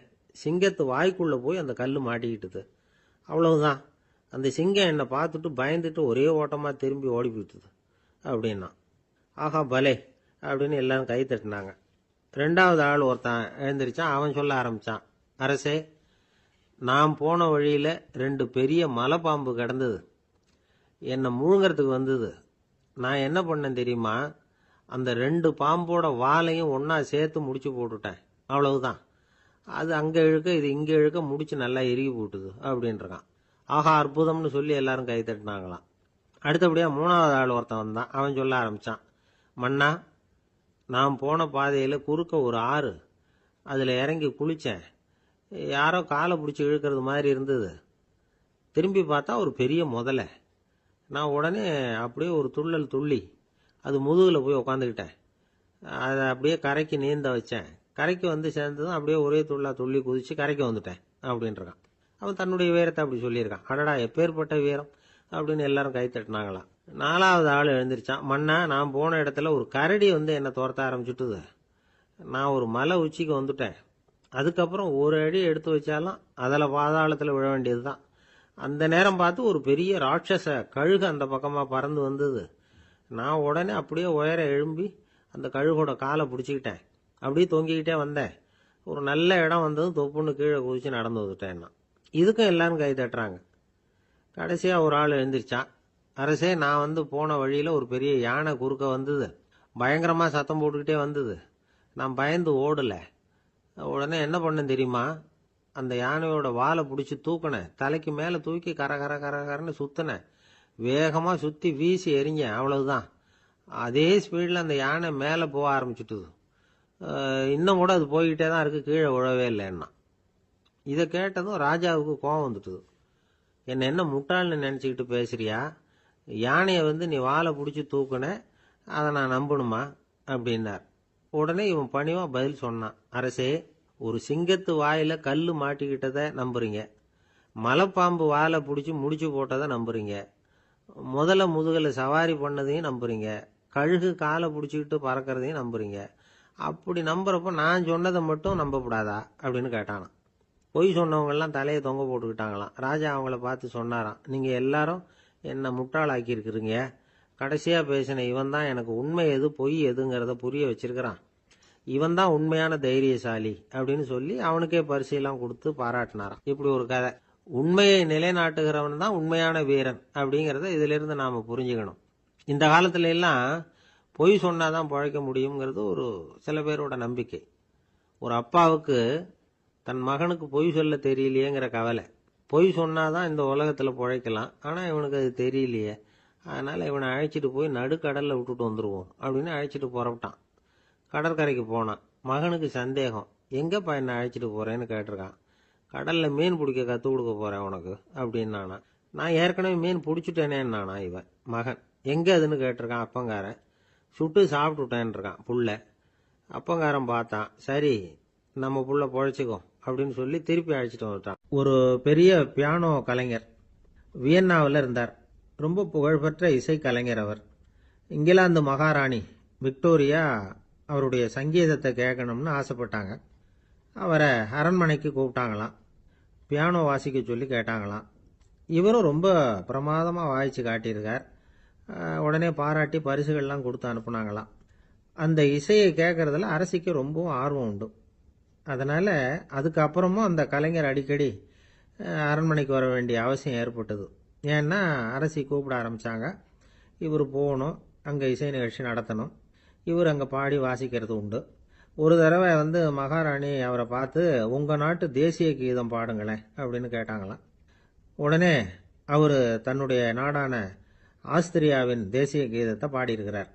அவர் பாட ஆரம்பித்த உடனே மகாராணி எழுந்திருச்சு நின்னாங்களாம். அதுக்கு மரியாதை செலுத்துகிற நோக்கத்தோட பாட்டு முடிகிற வரைக்கும் அப்படியே நின்றுக்கிட்டு இருந்தாங்களாம். இதுதான் அந்த அரசியினுடைய பெருந்தன்மை. அதாவது நாட்டுப்பற்றுங்கிறது அந்த அளவுக்கு அப்படி இருக்கணும். இப்படி ஒரு அரசியே நம்ம நாட்டு தேசிய கீதத்துக்கு எழுந்திருச்சு நின்று மரியாதை செலுத்துகிறாங்க அப்படிங்கிறத புரிஞ்சுக்கும் பொழுது அந்த முதிய கலைஞரின் மகிழ்ச்சிக்கு அளவே இல்லையாம். அதுக்கப்புறம் அந்த பியானோ கலைஞர் ஒரு நாள் தன்னுடைய நண்பர் ஒருத்தர்கிட்ட பேசிக்கிட்டு இருந்தாராம். அப்போ சொன்னாராம், மகாராணியார் எனக்கு எவ்வளவோ பரிசுகள்லாம் கொடுத்துருக்குறாங்க. ஒரு தடவை எனக்கு வைரக்கல் பதித்த அணி ஒன்றை கூட பரிசாக கொடுத்தாங்க. ஆனால் அதை விட உயர்ந்த விலை மதிக்க முடியாத அணி என்ன தெரியுமா? நான் என்னுடைய நாட்டு தேசிய கீதத்தை நான் பாடுறப்போ அவங்க எழுந்திருச்சு நின்று மரியாதை செலுத்தினாங்களே, அதுதான் எனக்கு கிடைச்ச மிகப்பெரிய பரிசு அப்படின்னாராம். எனக்கு தெரிஞ்ச சங்கீத வித்வான் ஒருத்தர் இருக்கார். சமீபத்தில் ஒரு நாள் அவரை பார்த்தேன். எப்படி போயிட்டுருக்கு உங்கள் தொழில் அப்படின்னு கேட்டேன். ரொம்பவும் வித்தியாசமாக போயிட்டுருக்குங்க அப்படின்னார். என்ன சொல்கிறீங்க அப்படின்னேன். முன்னாடியெல்லாம் நான் பாடினா எதிரில் இருக்கிறவங்க தான் எழுந்திரிச்சு போயிட்டு இருந்தாங்க. இப்போ எப்படின்னா நான் பாட ஆரம்பிச்சுட்டா உடனே பக்கவாத்தியக்காரனே எழுந்திரிச்சு போயிடுறான் அப்படின்னார் ரொம்ப வேதனையோட. அளவுக்கு மிஞ்சினால் அமிர்தமும் நஞ்சு அப்படின்னு சொல்லுவாங்க. அது உண்மைதான். ஒருத்தருக்கு அளவுக்கு மீறிய புகழ் வந்துட்டுதுன்னு வச்சுங்க, அது கூட ஆபத்தாக போயிடுறது உண்டு. பழங்காலத்துல எல்லாம் கிரேக்க தேசத்தில் ஒரு பழக்கம் உண்டாம். அதாவது யாராவது ஒருத்தரை நாடு கடத்தணும்னா அதுக்கு ஒரு வழி உண்டு. அதாவது ஒருத்தரை நாடு கடத்தணும்னு மக்கள் விரும்புகிறாங்கன்னு வச்சுங்களேன், அவர் பேரை ஒரு மண்பாண்ட ஓட்டுச்சில்லில் எழுதி அதை ஒரு குறிப்பிட்ட பொது இடத்துல போட்டுற வேண்டியது, அவ்வளவுதான். இது மாதிரி பல பேர் போட்டுக்கிட்டே இருப்பாங்க. எல்லாம் அப்படியே குவிஞ்சு போயிடும். அந்த ஓட்டாஞ்சில்லு குவியலில் யாருடைய பேர் அதிகமாக இருக்குதோ அந்த நபரை ஒரு 10 ஆண்டுகள் நாடு கடத்தி விடுவாங்க. இது அந்த ஊர் வழக்கமாக. ஒரு நாள் அந்த குவியலுக்கு பக்கத்தில் ஒரு ஆள் நின்றுக்கிட்டு இருக்கிறான். அவன் கையில் ஒரு ஓட்டாஞ்சில்லு வச்சிருக்கிறான். அதில் யாரோட பேரையோ எழுதணும், எழுதி அந்த இடத்துல போடணுங்கிறது அவன் ஆசை. ஆனால் அவன் படிக்காதவன், அதனால் எழுத தெரியல. யாராவது அந்த வழியாக வர்றாங்களான்னு பார்த்துக்கிட்டே நின்றுக்கிட்டு இருந்தான். ஒரு பெரியவர் வந்துக்கிட்டு இருந்தார். அவர்கிட்ட ஓடினான். கையில் இருந்த மண்பாண்ட சில்லை கொடுத்தான். ஐயா, இதில் ஒரு பேர் எழுதி கொடுங்களேன்னா. அந்த பெரியவர் அதை வாங்கி கையில் வச்சுக்கிட்டு, என்ன பேர் எழுதணும் சொல்லு அப்படின்னா. இவன் சொன்னான், அரிஸ்டைடிஸ் அப்படின்னு எழுதுங்க அப்படின்னா. இதை கேட்டதும் அந்த பெரியவருக்கு அதிர்ச்சி. ஏன்னா அவர் தான் அரிஸ்டைடிஸ், தத்துவ மேதை அரிஸ்டைடிஸ் அவர். இருந்தாலும் நான் தான் அதுங்கிறத காட்டிக்காம அந்த ஆளுகிட்ட கேட்டார். அது சரிப்பா, அரிஸ்டைடிஸ்ங்கிற பேரை எழுத சொல்ற, அவர் உனக்கு என்ன கெடுதல் பண்ணார்? அவர் பேரை இதில் எழுத சொல்றிய அப்படின்னு கேட்டிருக்கார். அதுக்கு இவன் சொன்னானா, அவர் எனக்கு எந்த கெடுதலும் பண்ணல, அவரை நான் பார்த்தது கூட இல்லை அப்படின்ட்டுருக்கான். அப்புறம் எதுக்காக அவரை நாடு கடத்தணும்னு நீ ஆசைப்படுற அப்படின்னு கேட்டிருக்கார். இப்போ அந்த ஆள் சொல்கிறான், அரிஸ்டைடஸை பற்றி எல்லாரும் பேசுகிறாங்க, அவர் ரொம்ப நல்லவர், அவர் ஒரு பெரிய அறிவாளிங்கிறாங்க, அவர் ஒரு பெரிய வள்ளல், பேரறிஞர், இப்படி எல்லாரும் சொல்கிறத கேட்டு கேட்டு எனக்கு ரொம்ப அழுத்து போயிட்டுது, அதனால தான் வெறுப்பாயிட்டேன் அப்படின்னு நானும். இதிலேருந்து என்ன தெரியுது? நாம் நல்லவனாக இருக்கிறதுல ஒன்றும் இடைஞ்சல் இல்லை. ஆனால் நம்மளை நல்லவன் நல்லவன் எல்லாரும் சொல்ல ஆரம்பிச்சிட்டாங்கன்னு வச்சுக்கோங்க, அப்போ இடைஞ்சல் ஆரம்பம்னு அர்த்தம். எதுவுமே அளவுக்கு மிஞ்சி போகாமல் பார்த்துக்க வேண்டியது ரொம்ப அவசியம். அளவுக்கு அதிகமாக ஆசைப்படாதவங்களில் ஆப்ரஹாம் லிங்கனும் ஒருத்தரான். அவர் ஒரு தடவை தன்னுடைய நண்பர்கள்கிட்ட பேசிக்கிட்டு இருந்தாராம். ஒருத்தர் கேட்டிருக்கார், ஒரு மனுஷனுக்கு கால்கள் எவ்வளோ உயரம் இருக்கணும் அப்படின்னு கேட்டாராம். இதுக்கு ஆப்ரஹாம் லிங்கன் சொன்னாராம், அது என்ன, இடுப்புலேருந்து தரையை தொடுற அளவுக்கு உயரம் இருந்தால் போதும் அப்படின்னாராம். காசி மாநகரத்தை பிரம்மதத்தன் அப்படிங்கிற ராஜா ஆட்சி பண்ணிட்டு வந்தார். அவர் ஒவ்வொரு வருஷமும் ஒரு திருவிழா நடத்துறது வழக்கம். எல்லா தேசத்திலிருந்தும் எல்லா வகையான ஜனங்களும் அதில் கலந்துக்குவாங்க. ஒரு சமயம் அது மாதிரி விழா நடந்துக்கிட்டு இருந்தது. வைகுண்டத்திலிருந்து தேவலோகத்திலிருந்து நிறைய தேவகுமாரர்கள்லாம் காசி நகருக்கு அப்போது வந்திருந்தாங்க. அதில் முக்கியமாக ஒரு 4 தேவகுமாரர்கள், அந்த 4 பேரையும் சுற்றி ஏகப்பட்ட கூட்டம். அப்படி என்ன விசேஷம் அவங்கக்கிட்ட அப்படின்னா, மற்றவங்களை விட அவங்க முகம் அழகாக இருந்ததா அப்படி பார்த்தா அப்படியும் இல்லை. அவங்க அணிஞ்சிருந்த மலர் மாலைகள் தான் அதுக்கு காரணமாக. அந்த மலர்கள்லேருந்து அப்படி ஒரு அபூர்வமான நறுமணம், இதுக்கு முன்னாடி இப்படி ஒரு நறுமணத்தை அந்த ஊர் ஜனங்க அனுபவிச்சதே இல்லை. அதுதான் அந்த 4 பேரையும் சுற்றி கூட்டம். எல்லாரும் கேள்வி கேட்க ஆரம்பித்தாங்க. உடனே அந்த 4 தேவகுமாரர்களும் எல்லாருக்கும் தெரியும்படியாக வானத்தில் எழும்பி கொஞ்சம் உயரமாக நின்றுக்கிட்டாங்க. கீழே நின்றுக்கிட்டு இருந்த அரசன்லேருந்து ஆண்டி வரைக்கும் ஒருத்தர் பாக்கி இல்லாமல் ஒரே குரலில் எல்லாரும் அவங்கள பார்த்து, எங்களுக்கும் இது மாதிரி மாலையை போட்டுக்கணும்னு ஆசையாக இருக்குது, அதுக்கு நீங்கள் தான் அருள் பண்ணணும் அப்படின்னு கேட்டுக்கிட்டாங்க. மாலை போட்டுக்கிறதுனா எல்லாருக்கும் ஆசையாக தானே இருக்கும். அந்த 4 தேவகுமாரர்களில் ஒருத்தர் புத்தர் பிரான். அவர் சொன்னார், பூலோகவாசிகளே, நான் சொல்கிறத கொஞ்சம் பொறுமையாக கேளுங்க. கக்காரு அப்படிங்கிற கற்பக விருஷத்தின் மலர்களால் தொடுக்கப்பட்டது இந்த மாலை. இதுக்கு நிறைய சக்தி உண்டு, எந்த காலமும் இது வாடாது, வாசனையும் குறையாது. ஆனால் இதை அணிந்து கொள்றதுக்கு சில தகுதிகள் தேவை அப்படின்னார். என்ன தகுதி அது சொல்லுங்களேன் அப்படின்னு ஏக காலத்தில் எல்லாரும் சத்தம் போட்டாங்க. தீய இயல்புகள் உள்ளவங்க, இழிந்த சிந்தனை இழிந்த செயல் உள்ளவங்க இந்த மாலையை அணிய முடியாது அப்படின்னார். அவ்வளோதான். கூட்டத்தில் சத்தம் போட்டவங்கள்லாம் மெதுவாக அப்படி அடங்க ஆரம்பிச்சிட்டாங்க. இன்னொரு தேவகுமாரன் சொன்னார், அடுத்தவங்க பொருளை அபகரிக்காதவன், அடுத்தவங்களுக்கு கெடுதல் பண்ணக்கூடிய பொய் பேசாதவன், பேராசையினால் கெட்ட வழியில் பொருள் ஈட்ட நினைக்காதவன் இந்த மாலையை போட்டுக்கலாம் அப்படின்னார். கூட்டத்திலிருந்து யாரும் முன்னுக்கு வரல. ஒரே ஒரு ராஜகுரு மட்டும் கொஞ்சம் முன்னாடி வந்தார். பெரியவர், படித்தவர் அவர். எனக்கு தகுதி இருக்குது அந்த மாலையை போட்டுக்கிறதுக்கு அப்படின்னார். வேற ஒன்றும் இல்லை, பொய் சொல்லியாவது அந்த மாலையை வாங்கிக்குவோமே அப்படின்னு முடிவு பண்ணிட்டார் அவர். அவ்வளோதான், மாலையை வாங்கிட்டார். அடுத்த தேவகுமாரன் பேசினார். யாருக்கு திடமான அறிவும் மனமும் இருக்குதோ, யாருக்கு நல்ல காரியங்களில் அசையாத ஈடுபாடு இருக்குதோ, நல்ல அரிய பொருள்களை தனியாக தான் மட்டும் அனுபவிக்க விரும்பாதவர் யாரோ அவர் முன்னாடி இந்த மாலையை வாங்கிக்கலாம் அப்படின்னார். அந்த தகுதியும் எனக்கு இருக்குன்னார் ராஜகுரு. மாலையை வாங்கி போட்டுக்கிட்டார். இன்னொரு ராஜகுமாரன் பேச ஆரம்பித்தார். அறநெறியில் செல்வம் சேர்க்கணும், ஆடம்பர பொருள்களுக்கு அடிமையாகக்கூடாது, வெற்றி அடைஞ்சாலும் கர்வம் வரக்கூடாது, அப்படிப்பட்டவங்க இந்த மாலையை போட்டுக்கலாம்னார். துணிஞ்சு பொய் சொல்லி அதையும் வாங்கி கழுத்தில் போட்டுக்கிட்டார் இந்த ராஜகுரு.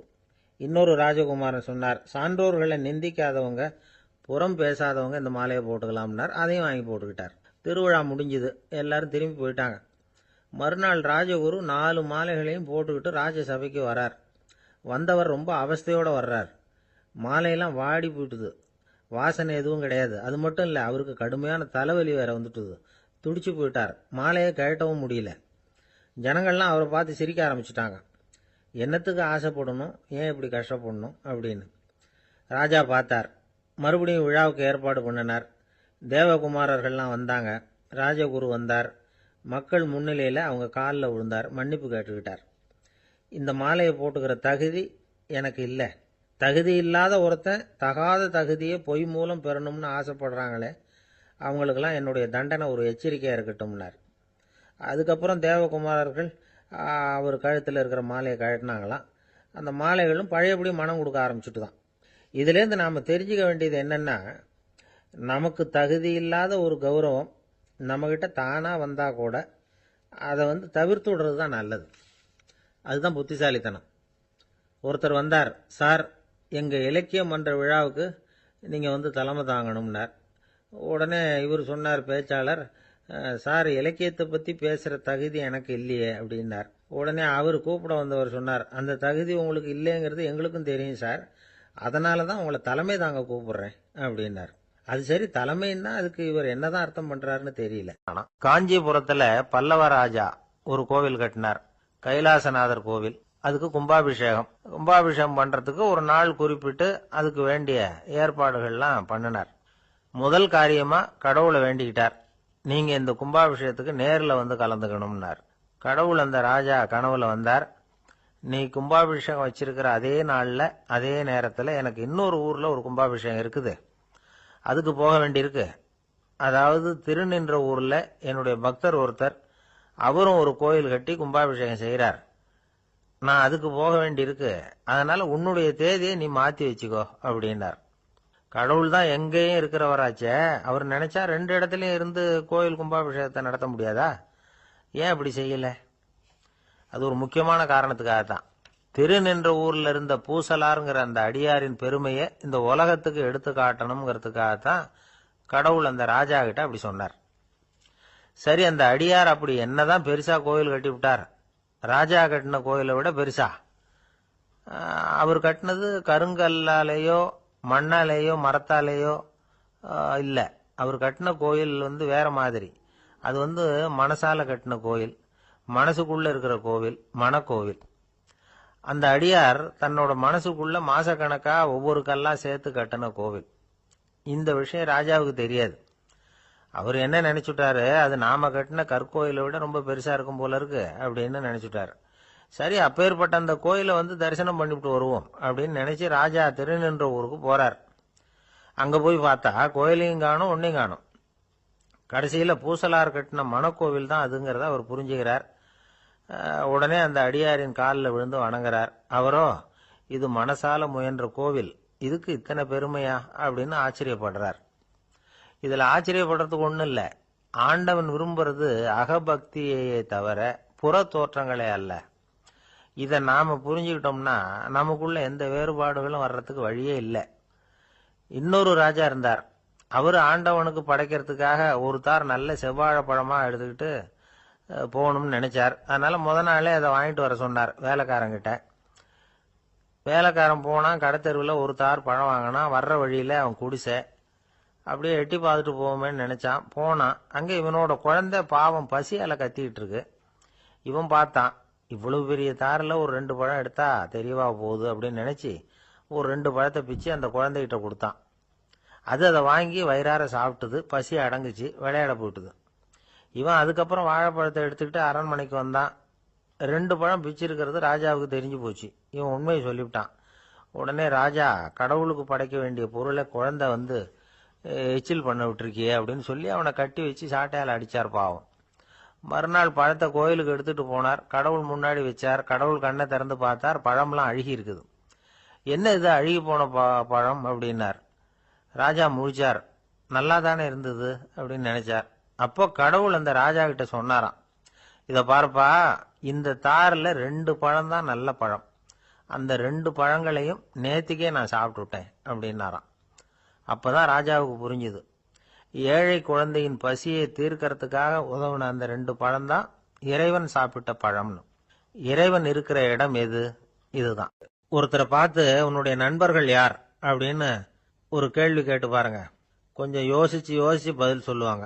அவங்க கிட்டயே உன்னுடைய எதிரிகள் யார் அப்படின்னு கேளுங்க, கடகடன்னு ஒப்பிச்சிருவாங்க. நம்ம மனசு இருக்க அது எப்படின்னா, நம்ம நண்பர்களை விட எதிரிகளை அது நல்லா ஞாபகத்தில் வச்சுக்கும். இது ஒரு ஆச்சரியமான உண்மை. உங்களால நண்பர்களை மறந்துட முடியும், ஆனா எதிரிகளை மறந்துட முடியாது. இது ஒரு வேடிக்கையான நிலைமை தான்.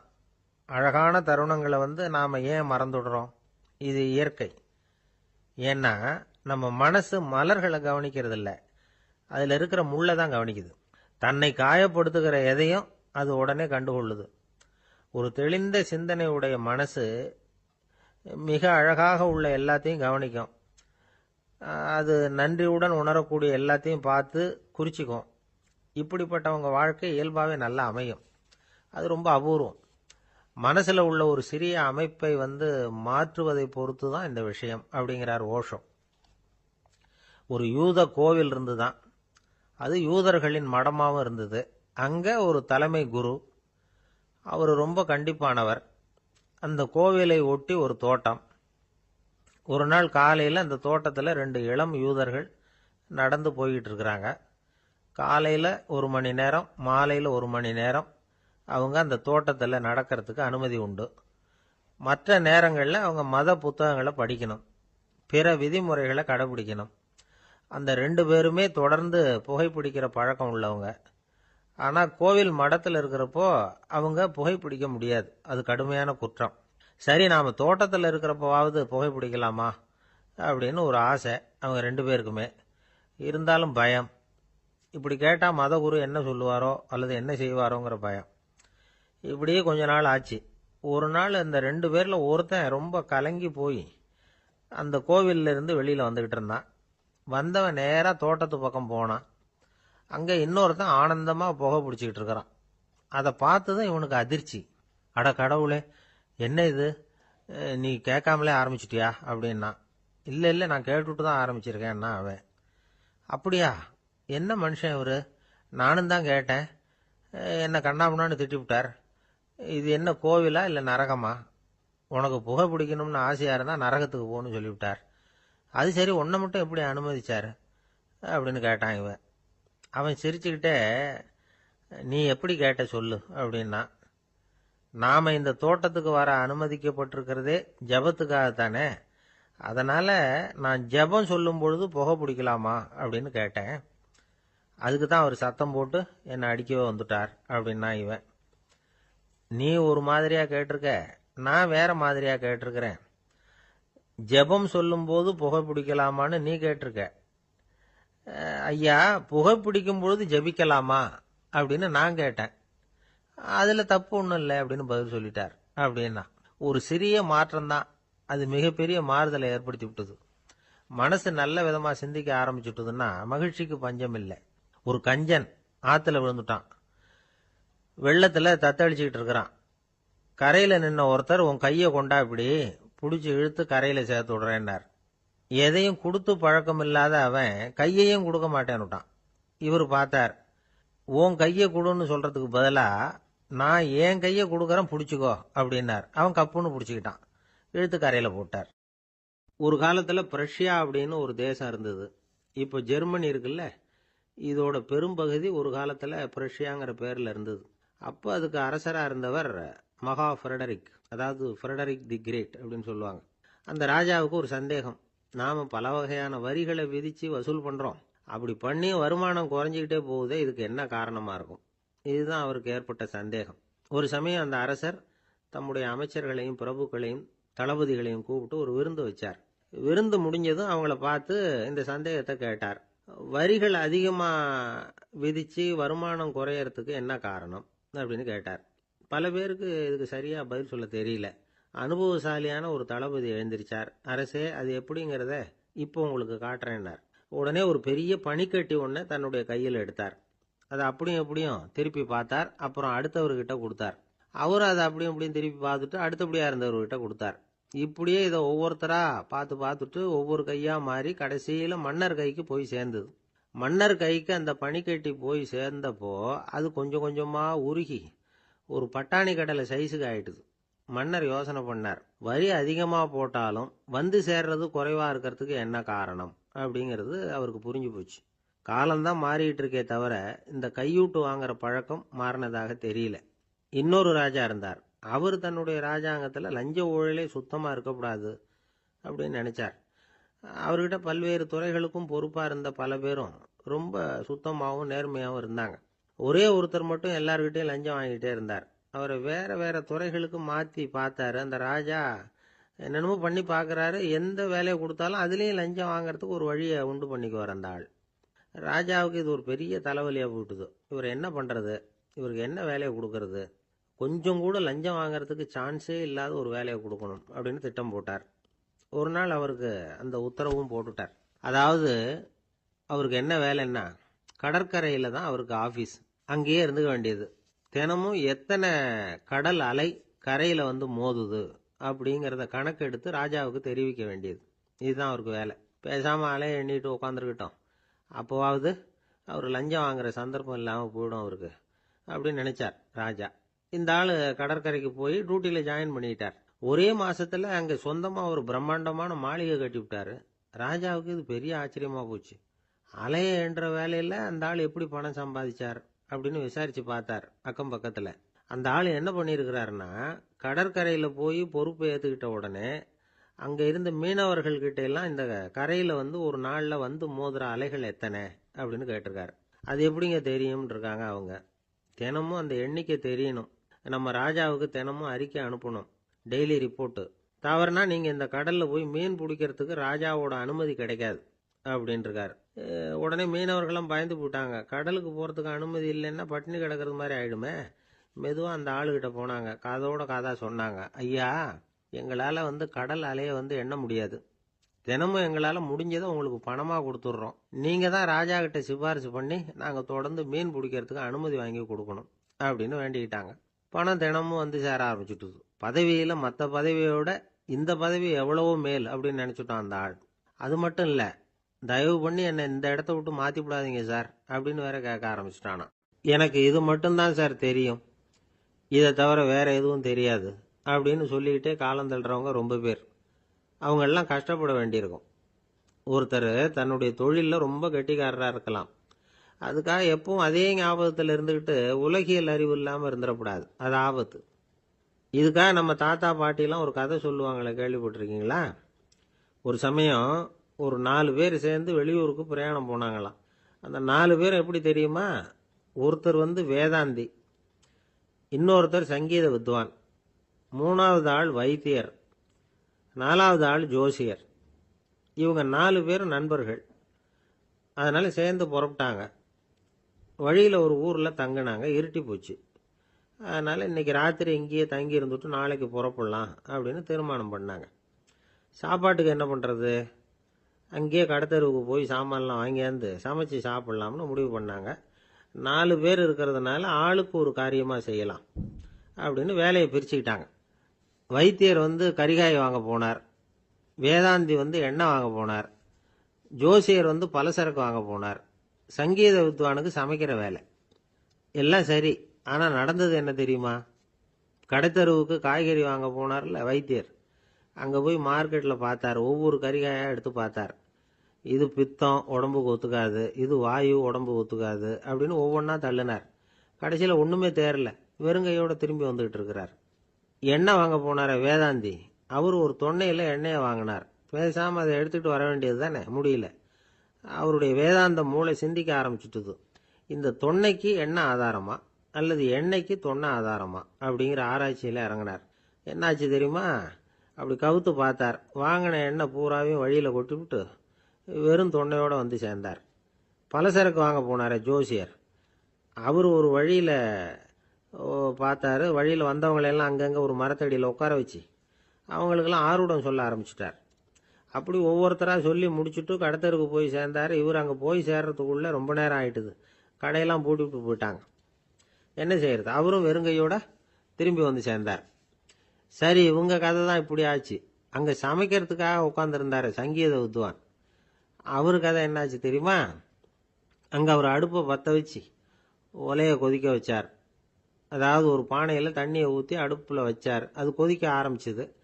தண்ணி கொதிக்கிற சத்தம் இருக்குதுல்ல, அது இவருக்கு தாளம் போடுறது மாதிரி இருந்தது. ஒரே குஷி, பாட ஆரம்பிச்சுட்டார். பாடிக்கிட்டே உற்சாகமாக கையில் இருந்த கரண்டியால் அந்த பானையில் தட்டினார், தாளம் போடுறதா நினச்சிக்கிட்டு. அவ்வளவுதான், பானை பட்டுன்னு உடஞ்சி போச்சு.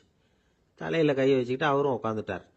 எந்த தொழில் தெரிஞ்சாலும் சரி, அதை புத்திசாலித்தனமாக பயன்படுத்த தெரியலன்னா ஆபத்து தான். அதுக்காக தான் இந்த கதை. ஒரு பஸ்ஸு டிரைவர் ரொம்ப கெட்டிக்காரரு. பஸ்ஸை ரொம்ப திறமையாக ஆபத்து இல்லாமல் ஓட்டினதுக்காக பரிசுலாம் வாங்கினவர். அவரே ஒரு படகு ஓட்டுறதுக்காக அழைச்சிட்டு போயிருக்கிறாங்க, மோட்டார் படகு. அதையும் ரொம்ப திறமையாக தான் ஓட்டிகிட்டு போயிருக்கிறாரு. நடுக்கடலில் போனதும் படகு நின்று போச்சு. மோட்டாரில் ஏதோ கோளாறு. என்ன செய்யலாம் அப்படின்னு அந்த டிரைவரை கேட்டிருக்கிறாங்க படகுல இருந்தவங்கெல்லாம். அப்போ அவர் சொன்னாராம், கவலைப்படாதீங்க, ஒன்றும் பிரச்சனை இல்லை, எல்லாரும் கொஞ்சம் கீழே இறங்கி பின்னாடி தள்ளுங்க, மோட்டார் ஸ்டார்ட் ஆகிடும் அப்படின்னாராம். 12ஆம் பாடல். கனைத்திளம் கற்றருமை கன்றுக்கு இறங்கி நினைத்து முலை வழியே நின்று பால் சோர நனைத்தில்லம் சேராக்கும் நற்செல்வன் தங்காய் பனித்தலை வீழனின் வாசல் கடை பற்றி சினத்தினால் தென்னிலங்கை கோமானைச் செற்ற மனத்துக்கு இனியானை பாடவும் நீ வாய் திறவாய் இனித்தான் எழுந்திராய் ஈதன்ன பேருறக்கம் அனைத்தில்லத்தாரும் அறிந்தேலோர் எம்பாவாய். இதனுடைய பொருள், கன்றை பிரிந்த எருமை தன் கன்றை நினைத்து கனைத்து அந்த நினைப்பால் தனது காம்புகளிலிருந்து விடாது பால் பொழிவதால் வீடெல்லாம் பால் வெள்ளமிட்டு சேராகி கிடக்கின்ற வீட்டின் தலைவனான பெரும் செல்வத்தை பெற்றிருப்பவனது தங்கையே. முன்பு பெரும் கோபத்தால் தென்னிலங்கை மன்னனான ராவணனை அழித்து ஒழித்த மனத்திற்கு இனியவனான ராமபிரானை புகழ்ந்து மார்கழி மாத பனி தலையில் விழுந்து கொண்டிருக்க நாங்கள் உன் வீட்டு வாசலில் கீர்த்தனம் செய்வதை கேட்டும் நீ உறங்கலாமா? கதவை திற, பொழுது விடிந்து இன்னும் நீ உறங்குவது எல்லா வீட்டாருக்கும் தெரிந்துவிட்டது, இனியாவது எழுந்திரு, என்ன இது பெரிய உறக்கம் என்கிறார்கள். இந்த பாடலில் எழுப்பப்படுகிறவள் கண்ணபெருமானுடைய நெருங்கிய நண்பனுடைய தங்கை. அவளை எழுப்புகிற போது நற்செல்வன் தங்காய் என்று அவர்கள் அன்போடு அழைக்கிறார்கள். சூழலை முதலில் வர்ணிக்கிறார்கள். ஒரு எருமை அவிழ்த்துவிட்ட பிறகும் பால் கறவாமல் விட்டுவிட்டதால் தன் கன்றை நினைத்து அது பால் பொழிகிறது, அதனால் வீடு சேராகிறது. கனைத்திளம் கற்று எருமை கன்றுக்கு இறங்கி நினைத்து முலைவழியே நின்று பால் சோர என்று பாடலிலே வருகிறது. பக்தி இலக்கியங்களுடைய அடிப்படை நாதமே அன்புதான் பிரமாதம். உண்மையிலேயே வாழ்க்கை ஒரு அறிவுபூர்வமான ஏற்பாடு அல்ல, அது அன்பு பூர்வமான ஒரு ஏற்பாடு. ஒரு எருமையே இப்படி இருக்குமானால் இறைமை என்ற இறை தத்துவத்தில் ஈடுபட்டவர்கள் எவ்வளவு இரக்கத்தோடு இருக்க வேண்டிய கடமை உடையவர்கள். எருமை மாடு கன்றுக்கு இறங்கி பால் சொரிவதை கவிச்சக்கரவர்த்தி கம்பன் பாடிக்காட்டி இருக்கிறார். எருமைகள் பால் பொழிய அன்னக்குஞ்சுகள் அந்த பாலை அருந்தி மகிழ்ந்தன என்று ஒரு கற்பனையிலே பாடுகிறார். சேல் உண்ட ஒன்கணாரின் திரிகின்ற செங்கால் அன்னம் மால் உண்ட நளினப்பள்ளி வளர்த்திய மழலை பிள்ளை கால் உண்ட சேற்று மேது கன்று உள்ளி கனைப்பச் சோர்ந்த பால் உண்டு துயில பச்சை தேரை தாலாட்டும் பண்ணை என்று எழுதுகிறார். நாட்டு வளத்தை எழுதுகிற போது தாமரைப்பூவில் உறங்கிக் கொண்டிருக்கிற அன்னக்குஞ்சுகளுக்கு எருமை மாடு தன்னுடைய கன்றை நினைத்து சொரிந்த பால் அவைகளுக்கு கிடைத்தன என்று கோசல நாட்டு வளத்தை பாடுகிற போது குறிப்பிடுகிறார். உண்மையிலேயே இந்த எருமைகள் இப்படி பால் கறக்கும் என்கிற தன்மையினை வேறு ஒரு வகையில் சங்க இலக்கியத்தில் ஒரு புலவர் பாடிக்காட்டி இருக்கிறார். வெள்ளி வீதியார் என்ற ஒரு புலவர். அவர் வேறு ஒரு கோணத்தில் சொல்லுகிறார். காமத்தை பற்றி பாடுகிற போது தலைவன் வந்து எங்களை அனுபவிக்கவில்லை, எங்கள் இளமையோ வீணாகிறது, எங்களுக்கும் பயனில்லை அவனுக்கும் பயனில்லை, உடம்பில் பசலை நோய் வந்து துன்பப்படுகிறேன் என்று எழுதுகிறார். கன்றும் உண்ணாது கலத்தினும் படாது நல் ஆண் தீம்பால் நிலத்து உக்காங்கு. அவர் பசு என்று எழுதுகிறார். இது சங்க இலக்கிய பாடல். ஆண்டாள் சங்க இலக்கியங்களை படித்தவள் என்பதற்கு இது ஒரு அடையாளம். கன்றும் உண்ணாது கலத்தினும் படாது நல்லான் தீம்பால் நிலத்து உக்காங்கு எனக்கும் ஆகாது என்னைக்கும் உதவாது பசலை உணியர் வேண்டும் என்று குறுந்தொகையிலே வெள்ளி வீதியார் என்ற புலவை எழுதி காட்டியிருக்கிறார். இன்னொரு கோணத்திலே பார்க்கிற போது வியாக்கியானம் பண்ணினவர்கள் எருமை மாடு கன்றை நினைத்து படுகிற பாட்டை சொல்லிவிட்டு எருமைகள் கரவாவிட்டால் படும் பாடு இந்த பெண்கள் கோபியர் சொல்லுகிறார்களா என்ன, அனைவரும் எருமை படுகிற பாட்டை நாங்கள் அல்லவா உன்னாலே படுகிறோம் என்று கண்ணனுக்கு புரிய வைக்கிறார்களாம். எனவே கனைத்திளம் கற்றெருமை கன்றுக்கு இறங்கி நினைத்து முளைவழியே நின்று பால் சோர. சென்ற பாடலிலே பால் கறப்பதை பற்றிய குறிப்பு வந்தது. கற்றுக்கறவை கணங்கள் பல கறந்து என்று வரும். இந்த பாடலிலே பால் கறவாமை பற்றிய குறிப்பு வந்தது. அப்படியானால் எது உண்மை? இப்படி எடுத்துக்கொள்ள வேணும். பக்தி யோகத்தில் ஈடுபட்டிருக்கிற தன்மையினை இந்த பாடலும், கர்மயோகத்தில் ஈடுபட்டிருக்கிறவர்களை பற்றிய குறிப்பை அந்த பாடலிலும் ஆண்டாள் குறிப்பிடுகிறாள் என்று பொருள் கொள்ள வேண்டும். நற்செல்வன் தங்காய், சிறந்த செல்வமுடையவனுடைய தங்கையே. அவன் எப்படி நற்செல்வனாக இருக்கிறான்? கண்ணனுடைய மிக நெருங்கிய நண்பன் ஒருவன், அதை ஆழ்வார் பாடுகிற போது சொல்லுகிறார். பெரியாழ்வார் திருமொழியிலே, சுரிகையும் தெரிவில்லும் செண்டுகோலும் மேலாடையும் தோழன்மார் கொண்டு ஓட ஒரு கையால் ஒருவன் தன் தோளை ஊன்றி. கண்ணன் எப்போதும் யாராவது ஒருத்தனுடைய தோளை அணைத்தபடி இருக்கிறானா? அப்படி ஒரு கையால் ஒருவன் தன் தோளை ஊன்றி. எனவே கண்ணனுடைய மிக நெருக்கமான நண்பன் அவனை விட்டு வராமையினாலே அவன் வீட்டு எருமை கறவாதபடி போயிற்று என்று பொருள் கொள்ள வேண்டும். தமிழிலே மாடு என்பதே செல்வத்தை குறிப்பது. எனவே அந்த மாட்டின் பெருஞ்செல்வம் உடையதால் நற்செல்வன் தங்காய் என்று பொருள் செய்தார்கள். தத்துவார்த்தமாக பொருள் செய்தவர்கள் ஆண்டாளுக்கு சகோதரராக எம்பெருமானாரை சொல்லுகிற மரபு வழி சிந்தனையினை கொண்டு வருகிறார்கள். பெரியாழ்வார் பெற்றெடுத்த பெண் பிள்ளை வாழியே, பெரும் புதூர் மாமுனிக்கு பின்னானாய் வாழியே என்று ராமானுஜருக்கு தங்கையாக ஆண்டாள் பேசப்படுகிறாளே. கோயில் அண்ணா வாரும் என்று ஆண்டாள் அழைத்தாளே, அந்த இங்கு நினைவூட்டி நற்செல்வன் தங்காய் என்று ஆண்டாளையே குறிப்பிடுகிறார்கள். அது மட்டுமல்ல, கைங்கரிய லக்ஷ்மி அதுதானே செல்வம். இந்த உலகத்தில் பகவானுக்கு செய்கிற சேவையே பெரிய செல்வம் என்று வேறு ஒரு கோணத்திலும் இதற்கு உரை எழுதுவார்கள். இந்த பெண்கள் இப்போது பேசுகிறார்கள். அம்மா, உன் வீட்டு வாசலிலே மார்கழி பனி தலையிலே வந்து விழுகிறது. நாங்கள் எதை பிடித்து கொண்டு நிற்கிறோம் தெரியுமா? உன் வீடு சேராகி கிடக்கிறது. எருமை பால் ஓட ஓட கீழே கால் வைக்க முடியவில்லை, சேராகி இருக்கிறது. பழைய காலத்தில் வீட்டு கதவுல நாதாங்கி என்று ஒன்று தொங்கும். அதைத்தான் நாதம் சத்தம் போடுவார்கள். தட்டினா வீட்டுக்குள்ளே கேட்பும் என்ற காலிங் பெல் இன்றைய மெத்தடில். அந்த நின் வாசல் கடையை பற்றி நாங்கள் நாதாங்கியை பற்றி கொண்டு நிற்கிறோம். அதுக்கு உரை எழுதும் போது சொன்னார்கள், மேலே பனி வெள்ளம் மனத்தே பால் வெள்ளம், தரையிலோ மேலே பனி வெள்ளம் மனத்தே மால் வெள்ளம். மால்னா திருமால். மனத்தே மால் வெள்ளம் தரையிலே பால் வெள்ளமாய் தெப்பம் வற்றுவாரை போலே உன் வீட்டு நாதாங்கியை பிடித்து தொங்கிக் கொண்டிருக்கிறது கான். அப்படியெல்லாம் அந்த நாதாங்கியை பிடித்து கொண்டு இவைகள் தொங்கிக் கொண்டு நிற்கிறார்கள். சினத்தினால் தென்னிலங்கை கோமானை செற்ற மனத்துக்கு இனியானி பாடமும் நீ வாய் திறவாய். அளவு கடந்த அநியாயம் செய்து விட்டான் ராவணன். என்ன, சீத்தையை ராமனால் பிரிய முடியாது. பிராட்டியையும் பெருமாளையும் பிரிக்கக்கூடாது. அந்த பாவத்தை செய்தமையினால் கோபப்பட்டு சினத்தினால் தென்னிலங்கை கோமான் ராவணனை செற்ற அழித்த மனத்துக்கு இனியானை பாடவும் நீ வாய் திறவாய். ராமன் மனத்துக்கு இனியவன். என யாருக்கும் எந்த நோவும் வரக்கூடாது என்று எண்ணுவது ராமனுடைய பண்பாடு. எப்படி என்று குகனை போன்ற அன்பர்கள் வருகிறார்கள். இவன் தாழ்ந்தவன் என்று நினைக்கல, ஏழை ஏதலன் கீழ்மகன் என்னாது அவனோடு அன்பு பாராட்டுகிறார். கிளிக்கு யாருடைய பெயர் வைப்பது என்று கேட்கிறாள். கைகேயி அம்மாவுடைய பெயரை வை என்று சொல்லுகிறார். இப்படி எல்லோருக்கும் மனத்துக்கு இனியனாயிருந்த அழகை வைமு கோபாலகிருஷ்ணமாச்சாரியார் உரையிலே ராமாயண பாடல்ல இருந்தே பல குறிப்பு சொல்லுகிறார்.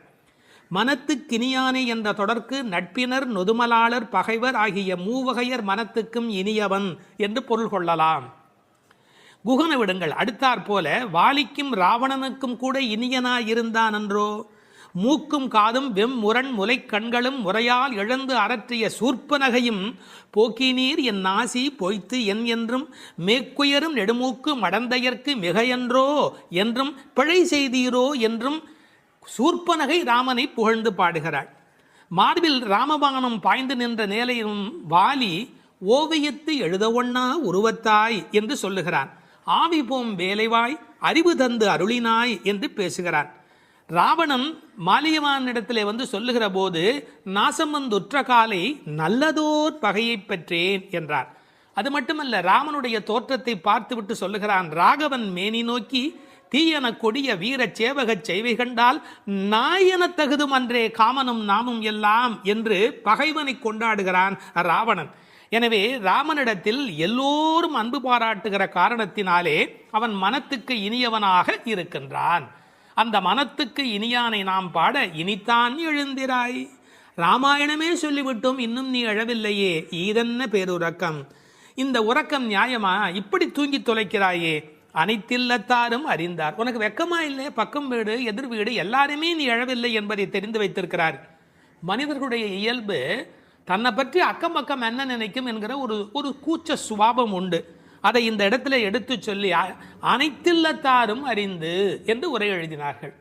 ராமானுஜரை நினைவூட்டி உரையிலே இன்னொரு குறிப்பு சொன்னார்கள். திருக்கோஷ்டியூர் கோபுரத்தின் மேல் ஏறி திருவெட்டெழுத்தினுடைய பொருளை ஓரான் வழி உபதேசமாக வருகின்ற ஒன்றை கூட எல்லாரும் அனைத்தில்லத்தாரும் அறியும்படியாக சொன்னவர் ஸ்ரீ ராமானுஜர் அல்லவா? அவரை இந்த இடத்தில் நினைவு கூர்ந்து இந்த பாடல் நிறைவு பெறுகிறது.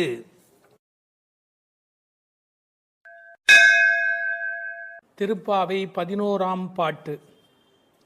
கற்றுக்கரவை கணங்கள் பல கறந்து செற்றார் திரளழியச் சென்று செரு செய்யும் குற்றமொன்று இல்லாத கோவலர்தம் பொற்கொடியே புற்றரவு அல்குல் புனமையிலே போதராயே.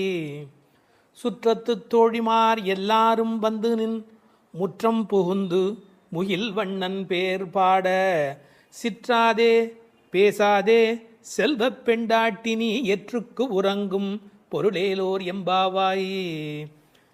கண்ணனை எண்ணி நோற்காமல் அவன்தான் நம்மை எண்ணி நோற்று இங்கு வரட்டுமே என்று எண்ணி எல்லாவற்றிலும் சிறந்தவளான ஒரு பெண், பக்தி பெண் இந்த பாசுரத்தில் எழுப்பப்படுகிறாள். எல்லாமே கன்றுகள் போல இளமையான பசுக்கூட்டங்கள், பலவற்றை கறப்பதில் ஈடுபட்டு உள்ளவர்கள் இந்த கோபாலர்கள். பகைவர்கள் வந்துவிட்டால் அவர்கள் இருக்கும் இடத்திற்கு சென்று அவர்களது திறமை அழியும்படி போர் புரிய வல்ல குற்றமற்ற போர் வீரர்களை பெற்ற ஆயர் குலத்திலிருந்து வந்த பொன்கொடி போன்றவள் இந்த பெண். புற்றிலே உள்ள நாகத்தின் படம் போன்ற மறைவிடத்தையும் காட்டில் உலவும் மயில் போன்ற சாயலையும் உடையவளே, எழுந்து வா. நமது ஆயர்குடி பெண்கள் எல்லோரும் உன் வீட்டு முற்றத்திலே கூடி மேக நிறமுடைய கண்ணனது திருப்பெயர்களை கூறி பாடி மகிழ்கிறோம்.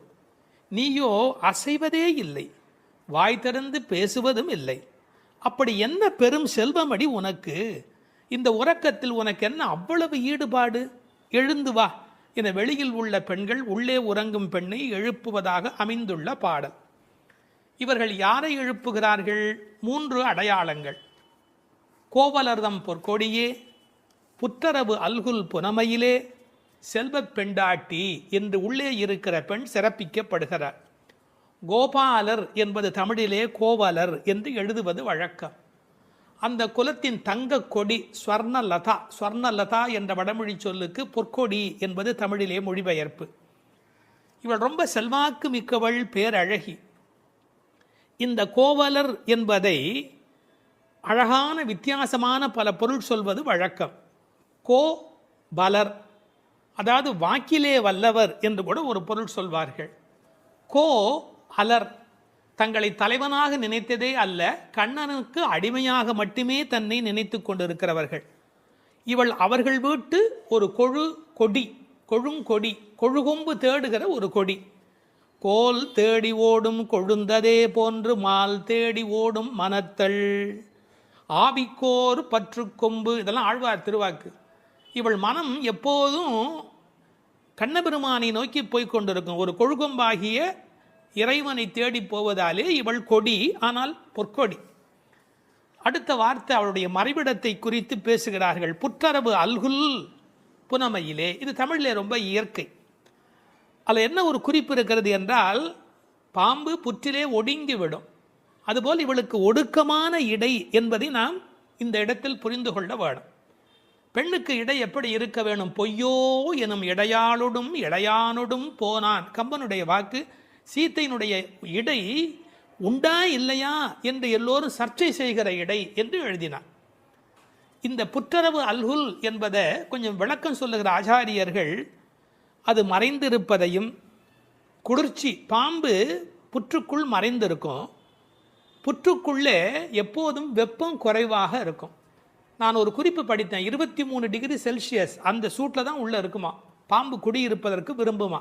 ஏர் கண்டிஷன் ரூமில் இருக்கிற மாதிரி அந்த குளிர்ச்சி இருந்தால்தான் அது அங்கே இருக்குமா. அதுபோல இந்த பெண்ணின் மறைவிடத்தையும் அவர்கள் குளிர்ச்சி மிக்கது என்று பாடுகிறார்கள்.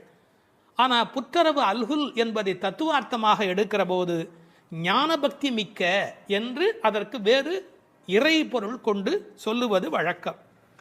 அடுத்த வார்த்தை புனமையிலே போதராய். மயில் என்று சொன்னால் போராதா? ஏன் புனமயில் என்று சொல்ல வேணும்? நீங்கள் என்னதான் வளர்த்தாலும் ஒரு மிருகக்காட்சி சாலையில் இருக்கிற மயில் அதில் ஒரு வளப்பம் இருக்காது. காட்டிலே இயற்கையோடு இயற்கையாக ஆடிக்கொண்டிருக்கிற மயில் இருக்கு, செழிப்பாக இருக்கும். காட்டு மயில், புனம்னா காடு, காட்டிலே இருக்கிற மயில். வளர்ப்பு மயிலுக்கு இல்லாத அழகு காட்டில் இருக்கிற மயிலுக்கு வனப்பு மயில். அது கண்ணுக்கு மிகவும் இனிமை தருவது மயில். கருங்கண் தோகை மயில் பீலி அணிந்து. கண்ணபெருமான் மயிலை விரும்புகிறவன், அதான் தலைமையிலேயே சூடிக்கொண்டிருக்கிறான். எனவே இவளை விரும்புவதற்கான வாய்ப்பு அதிகம். இன்னொரு கோணத்தில் பிரதிவாதி பயங்கரம் சுவாமிகள் ஒரு அருமையான கருத்து சொல்வார்கள். ஆச்சாரியனை குறித்து அவர்கள் எல்லா பாடலுமே ஆச்சாரியனோடு தொடர்பு படுத்தி பேசியிருக்கிற ஒரு பேச்சு, அற்புதமான பேச்சு அது. அந்த மயிலுக்கும் ஆச்சாரியனுக்கும் என்ன தொடர்பு என்று அனுபவிக்கிறார்கள். ஆனந்தம் வந்து விட்டால் மயில் தோகை விரிக்கும். ஆச்சாரியனும் அப்படித்தான், ஆனந்தம் வந்து விட்டால் தன்னுடைய வாக்கில் விஸ்தாரமாக பல பொருள்கள் சொல்ல தொடங்கி விடுவார். மயிலுக்கு விஷப்பூச்சிகள் அண்டாது, அதுபோல் ஆச்சாரியனிடத்திலே தீய சக்திகள் சேராது. மயில் பீலி கண்ணன் தலைமையிலே இருக்கும். ஆச்சாரியன் ஏதேனும் ஒன்று சொன்னால் கண்ணன் தலைதுலுக்கி அதை அனுபவிப்பானா, அப்படி என்று அனுபவிப்பானா. எனவே தலைமேல் வைத்து கண்ணனே கொண்டாடுகிறான் ஆச்சாரியனுடைய வாக்கு. பாம்பு பயந்து ஓடும். விஷத்தன்மை உடையவர்கள் ஆச்சாரியனை பார்த்தால் விலகி ஓடி விடுவார்கள் என்று என்ன அழகு பாருங்கள். முழுக்க இந்த புனமையிலே என்பதை ஆச்சாரியனோடு சம்பந்தப்படுத்தி பேசுவார்கள் ஸ்ரீ பிரதிவாதி பயங்கரம் அண்ணங்கராச்சாரிய சுவாமிகள். இந்த புனமையில் என்பதில் இன்னும் ஒரு அழகு, மயில் புனத்தை சிறப்பிக்கிறது. காட்டுக்கு அழகு அப்படின்னா மயில் தான் காட்டுக்கு அழகாக இருக்கிறது. அது மாதிரி எங்கள் கூட்டத்துக்கு நீ புனமயில், எங்கள் கூட்டம் காடு போல நீ வந்தால்தான் எங்களுக்கு அழகு என்பதை புனமயில் என்பது குறிப்பிட்டது. நீ வந்து கதவை தர, ஏன் மயில் நடப்பதை பார்க்க வேண்டும் அல்லவா, மயில் நடந்து வருகிற அழகை நாங்கள் அனுபவிக்க வேண்டும் அல்லவா. எனவே உன் மயில் நடை காண வேண்டும், வாராய். செல்வ பெண்டாட்டி என்று விളിக்கிறார்கள். அடுத்தது, இவள் தலைமகள், குலம் தரும் செல்வம் தந்திடும் என்கிற அத்தனை செல்வமும் உடையவள், கண்ணனுக்கு மிக மிக வேண்டியவள். கண்ணனுடைய அழகை பற்றி சொல்லுகிற போது உரையாசிரியர் எழுதுவார், அது ஆண்களை பெண்களாக்கும், பெண்மையுறச் செய்யும் அன்று.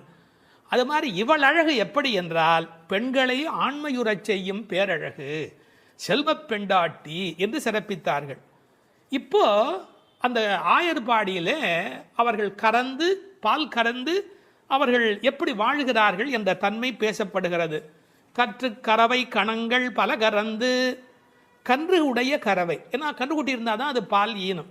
சார், அந்த ஆச்சரியம் என்ன என்று கேட்டால் அங்கே கிழட்டு மாடே கிடையாது, எப்போதும் இளமையுடைய மாடு தான் அங்கே இருக்கும். எனவே அது கற்று கறவை கணங்கள் பல கறந்து, எக்கச்சக்கமான மாடுகள். இந்த ஆயர் சலிப்பதே இல்லை. பரதநாட்டியம் கற்றுக்கொள்கிற பெண்களை சொல்வார்கள், மண்டி போட்டு பாரு அப்படிம்பாங்க. அது மாதிரி பால் கறக்கிறவர்கள் குத்த வச்சு உட்காந்து பால் கறப்பார்கள். எக்கச்சக்கமான ஸ்டாமினா, உடல் பலம் இருந்தால் தான் தொடர்ந்து உட்காரவே முடியும். நீங்கள் சாதாரணமாக உட்காந்துடலாம், ஆனால் குத்த வச்சு உட்காரது இருக்கும் பாருங்க. பரதநாட்டியம் ஆடுகிறவர்களுக்கு முதல் பயிற்சி அதுதான். பால் கறக்கிற அந்த கோபாலர்களுக்கு இயல்பிலேயே வரிசையாக மாட்டை கறந்து உடல் பலம் எக்கச்சக்கமாக இருக்கும். பல கறந்து இந்த கன்று என்பதை கற்று என்று எழுதுகிறார்கள். ஏன்னா மெல்லினமாக தான் இருக்கணும் கன்று. அது எப்படி வல்லினம் ஆயிட்டுனா கண்ணுக்குட்டி மாதிரியா இருக்குது, அதுவே அவ்வளோ வலிமையாக துள்ளி குதிச்சுக்கிட்டு இருக்குது. அப்புறம் கன்றுன்னு எப்படி சொல்கிறது? அது கற்று. இதுக்கும் ஆழமான ஒரு உரை சொல்லுகிற வழக்கம் எப்படின்னா, கல்வி கற்று அப்படின்னா கல்வியின் மூலமாக. அதாவது இது கண்ணுக்குட்டி அப்படிங்கிற அர்த்தத்தை தாண்டி நிறைய கல்வி கற்ற சிஷ்ய கோடிகளோடு ஆச்சாரியன் வருகிற பேரழகு, இப்படி ஆச்சாரியனோடு சம்பந்தப்படுத்தி அந்த பாடலுக்கு விளக்கம் சொல்வது உண்டு. பசுவனுடைய சிறப்பை சொல்வதாக இருந்தால், அந்த கோதூளி அதனுடைய கால் தூசிக்கு பெருமை அதிகம். அந்த பசுவினுடைய அந்த கொட்டில் இருக்கு இல்லையா, மாட்டு கொட்டில், அங்கே போய் உட்காந்தா மன அமைதி கிடைக்கும். வாழ்க்கையில் மனதில் ரொம்ப அதிக துன்பம் உடையவர்கள் பசுக்கள் குடியிருக்கிற கொட்டிலில் போய் பசுக்களை தொட்டு தடவி கொஞ்ச நேரம் அங்கே இருந்தால் அடைய முடியாத அமைதி அடைவார்கள், நோயிலே இருந்து நீங்குவார்கள்னு இப்போ கண்டுபிடிச்சிருக்கிறாங்க. இப்படி ஒருவரே பல மாடு கடந்து எடுக்கக்கூடிய உடல் பலம் உடையவர்கள். ஆனால் வெறும்னா பால் கறக்கிற ஆட்கள்னு நாம் நினைக்கக்கூடாது. எதிரிகள் யாராவது, எதிரினா இவங்களுக்கு கிடையாது, கண்ணனை எதிர்க்கிறதுக்கு யாராவது வந்தா செற்றாறு திரளழிய சென்று செரு செய்யும். வேடிக்கையாக சொல்லுவாங்க, டே என் ஏரியாவுக்கு வாடா பார்த்துக்கிறேன் அப்படின்னு. அது மாதிரி சிங்கத்தை குகையிலேயே சந்திப்பது போல எதிரிகளுடைய கோட்டைக்கு உள்ளேயே புகுந்து அவர்களை அடித்து நொறுக்குவார்கள். கிருஷ்ணனுடைய எதிரிகளை தங்கள் எதிரிகளாக நினைத்து கொள்வார்கள். செற்றார் திரளழிய சென்று செரு செய்யும்.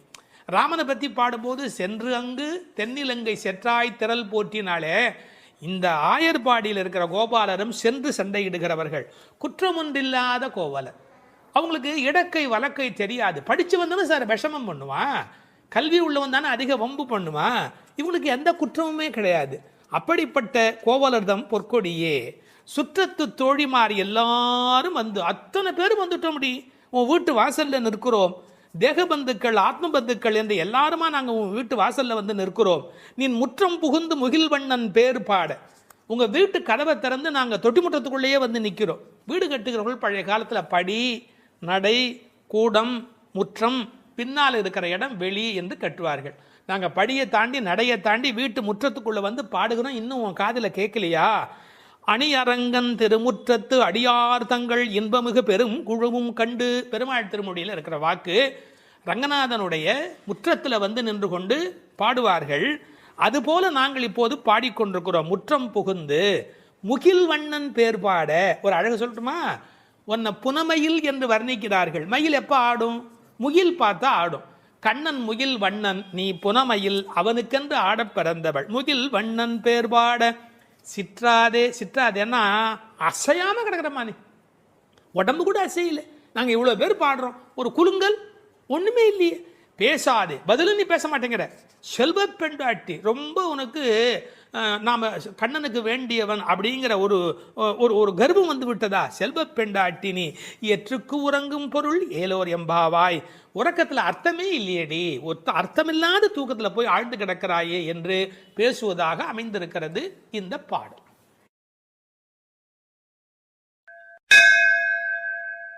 திருப்பாவை 10ஆம் பாடல்.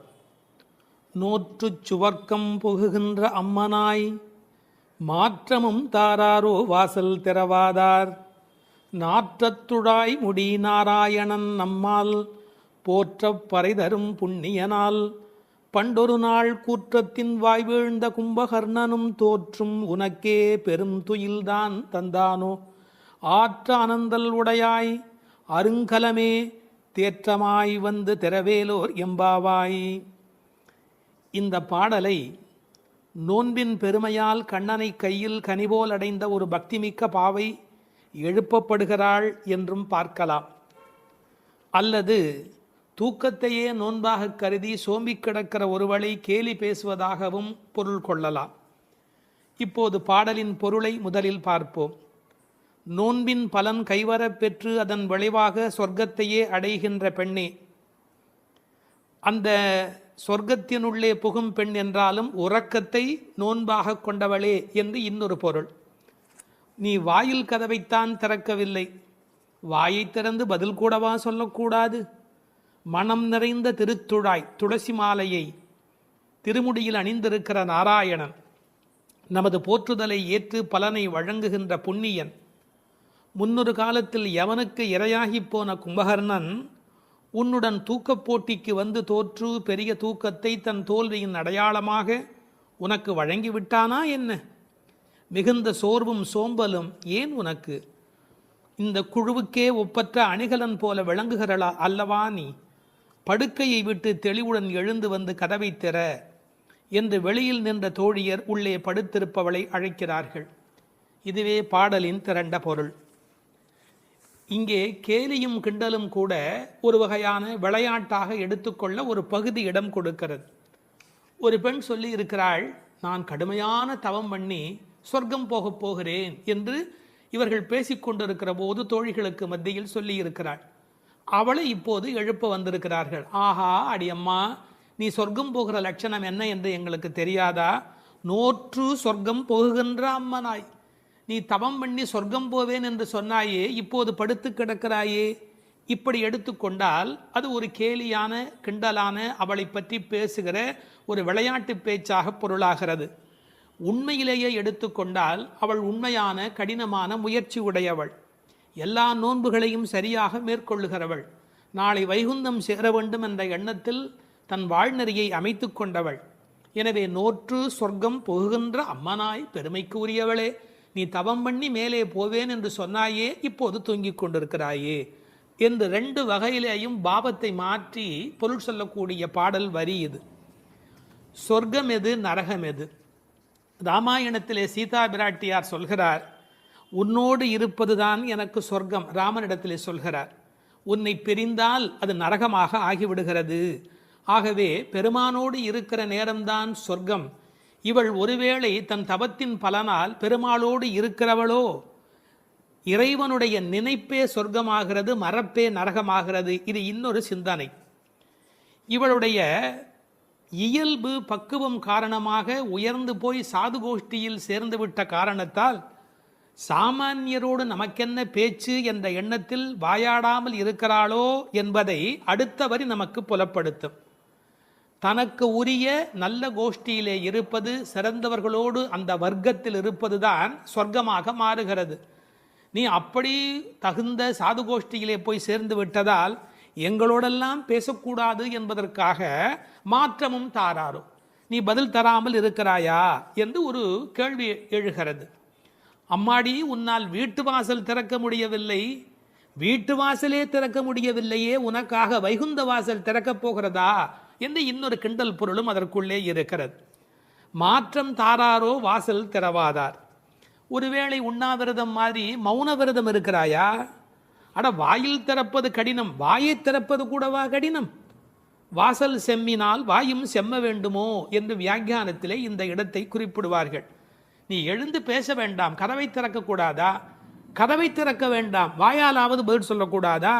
ஏன் இப்படி நீ இருக்கிறாய் என்று அந்த பெண்ணை கேட்பது போல் அந்த பாடல் அமைந்திருக்கிறது. அடுத்து நாராயணனை சொல்லுகிறார்கள். நாற்றத் துழாய்முடி நாராயணன். உலகத்திலேயே மிகப்பெரிய சிறப்பு துளசிக்கு உண்டு. பிறக்கும் போதே அது நறுமணத்தோடு பிறப்பது. அதனால்தான் பின்னாலே பாடுகிறார்கள், இருந்தவண்ணாகிலும் கொண்டு வீசுமினி.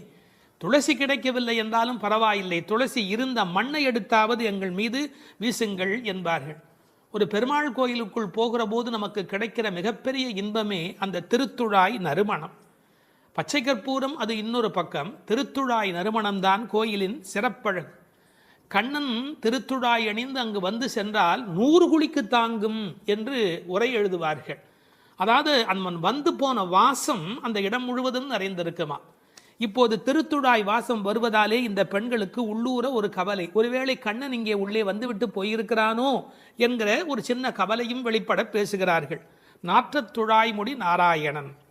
நான் துளசியை பற்றி ஒரு மருத்துவ புத்தகம் படித்து கொண்டிருந்தேன். அதில் துளசி பிராணசக்தியை கூட்டி நம்முடைய கபத்தை குறைக்கக்கூடியது. அது மட்டுமல்ல, அது 100 வகையான மேலான மருந்தாக அது பயன்பட்டு கொண்டிருக்கிறது.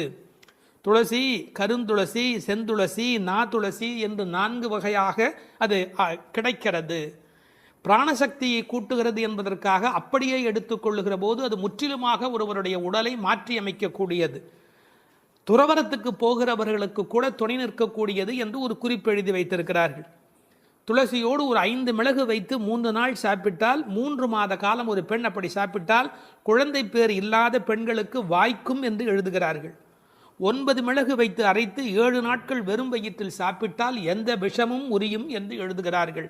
எனவே மருந்தல்ல மாமருந்தாக விளங்குவது திருத்துழாய். அந்த நாற்றத்துழாய் முடி நாராயணன் திருவடியில் மட்டுமல்ல அவன் திருமுடியிலும் இருக்கிற மேன்மையும் ஏற்றமும் பெற்றது இந்த திருத்துழாய். அந்த நாராயணன் நம்மால் போற்றப் பறைதரும் புண்ணியனால். இந்த நம்மால் என்பதை நம்மால் என்று பிரித்து சொல்வார்கள், நம்மால் என்று சேர்த்து சொல்வார்கள். அதாவது நாம் இப்போது பாடினால் அவன் நமக்கு பறை தருவான், நம்முடைய மால் நமக்கு பறை தருவான். நமக்கு மால் இருக்குமென்றாலும், மால் என்றால் மயக்கம். சில பேர் சுய மோகிகள், தன்னைத்தானே மோகித்து கொண்டு தன்னை பெரிதாக நினைத்து கொண்டிருப்பார்கள். அப்படிப்பட்ட குறையுடையவராக இருந்தாலும் கூட அவர்களுக்கு கருணை பாலிக்கிறவன் கடவுளாக மாறுகிறான். நம்மால் போற்றப் பறை தரும் புண்ணியனால். அவன் புகழை பாடிய மாத்திரத்தில் நமக்கு பறை தருகிறான், புருஷார்த்தங்களை அருளுவதற்கு தயாராக இருக்கின்றான். அடுத்து அந்த பெண்ணை அவர்கள் கேலி பேசுகிறார்கள். அப்படிப்பட்டவனை நாங்கள் பாடுகிற போது கூட நீ தூங்கிக் கொண்டிருக்கிறாயே, இது என்ன நியாயம்? பண்டொரு நாள் கூற்றத்தின் வாய் வீழ்ந்த கும்பகர்ணனும். இந்த பண்டொரு நாள் என்பதற்கு நேரடியாக நீங்கள் பொழிப்புரை எழுதினால் முன்பு ஒரு நாள், அதாவது ராமாயணம் முன்னர் நடந்தது. அப்படி முன்பொரு நாள் நடந்த ராமாயண யுத்தத்தில் கும்பகர்ணன் தோற்று விழுந்தான். இது வெளிப்படையான பொருள். ஆனால் ஒரு நயம் இருக்கிறது. பண்டு ஒரு நாள், ராமாயண கதை படித்தவர்களுக்கு தெரியும், ராவணனை போன்றவர்கள் முதல் நாள் போருக்கு வருகிறார்கள், பின்னாலும் வருகிறார்கள். இந்திரஜித்தன் ஒரு நாள் வருகிறான், பிறகு இன்னொரு நாள் வருகிறான். ஆனால் கும்பகர்ணன் ஒரே ஒரு நாள் தான் போருக்கு வருகிறான், அன்றே மாண்டு போய் விடுகிறான். இந்த மிகப்பெரிய வரலாற்று குறிப்பை பண்டொரு நாள் கூற்றத்தின் வாய்வீழ்ந்த கும்பகர்ணன் என்று குறிக்கிறாள். கூற்றத்தின் வாய்வீழ்ந்த கும்பகர்ணன் என்றால் யமனுடைய வாயில் வந்து விழுந்த கும்பகர்ணன். ராமன் கொன்றான் என்று பழி சொல்ல விருப்பமில்லை. ஒருவர் தண்ணீர் குடிப்பதற்கு ஏரி வெட்டி வைக்கிறார், அதில் வந்து ஒருவர் விழுந்து விட்டால் அது ஏரி வெட்டி அவருடைய தவறா? அது மாதிரி தயரதன் பெற்ற மரகத மணித்தடம் ஸ்ரீராமன், அதில் வந்து விழுந்து இறந்தவன் கூற்றத்தின் வாய்வீழ்ந்த கும்பகர்ணன் என்று நயம்பட பேசுகிறாள். 6 மாதம் தூக்கமுடையவன் அவன் தோற்றும் உனக்கே பெருந்துயில்தான் தந்தானோ. தோற்றவர்கள் வெற்றி பெற்றவர்களுக்கு ஒரு பரிசு தர வேண்டும். அப்படி கும்பகர்ணன் தோற்றவன் இந்த தூக்கத்தை இவளுக்கு பரிசாக கொடுத்து விட்டு போயிருக்கிறான். கும்பகர்ணன் இவளோடு போட்டி போட்ட போது இவள் வெற்றி பெற்று விட்டாளாம்.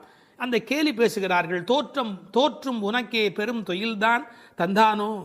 சோம்பல் எல்லா நோய்களுக்கும் மகப்பேறு மருத்துவ மறை. ஆங்கிலத்திலே என்தூசியாசம் என்று ஒரு வார்த்தை சொல்கிறார்கள். அதை பற்றி ஆழமான பொருள் சொல்லுகிறவர்கள், என்தூசியாசம் என்றால் உற்சாகம் என்று மட்டும் பொருள் அல்ல, இறைமையில் நிறைந்தவர் என்று ஒரு பொருள் கொள்ளுகிறார்கள். எனவே சோம்பல் இறைநிலைக்கு எதிரானது, உயிர்ப்பு இறைநிலைக்கு அடையாளமானது. நீ இப்படி கும்பகர்ணனை போல் தூக்கத்தில் இருக்கிறாயே, நீ அனந்த நிலையில் இருக்கிறார், அதாவது தூக்கமும் இல்லை விழிப்பும் இல்லை, அந்த நிலையில் இருக்கிறாய், ஆற்ற அனந்தல் உடையாய். ஆனால் நீ யார்? எங்களுக்கு அரும் கலை. நீ வந்தால் எங்கள் கோஷ்டிக்கே பெருமை, எங்கள் கோஷ்டியே ஒளி வீசக்கூடியது, எங்களுக்கு நல்ல அணிகலன் நீ. தேற்றமாய் வந்து திரவேலோர் எம்பாவாய். தேற்றமாய் என்றால் படுத்த நிலையிலேயே அப்படியே எழுந்து வெளியிலே வந்து விடாது. அதுக்கு ஒரு உரை சொல்வார்கள், வால்மீகத்தில் இலக்குவனை பார்க்க தாரை வந்த மாதிரி வந்து விடாதே, நீ உன்னை அழகுபடுத்தி கொண்டு திருத்தமாக வர வேண்டும் என்ற குறிப்பை அருங்கலமே தேற்றமாய் வந்து திரவேல் என்று பாடுகிறார்கள். 9வது பாடல். தூமணி மாடத்து சுற்றும் விளக்கெரிய தூபம் கமழ துயிலணை மேல் கண் வளரும் மாமன் மகளே, மணிக்கதவும் தாழ்த்திரவாய் மாமீர் அவளை எழுப்பீரோ. உன்மகள்தான் ஊமையோ அன்றிச் செவிடோ அனந்தலோ ஏமப் பெருந்துயில் மந்திரப்பட்டாளோ. மாமாயன் மாதவன் வைகுந்தன் என்றென்று நாமும் பலவும் நவின்றேலோர் எம்பாவாய்.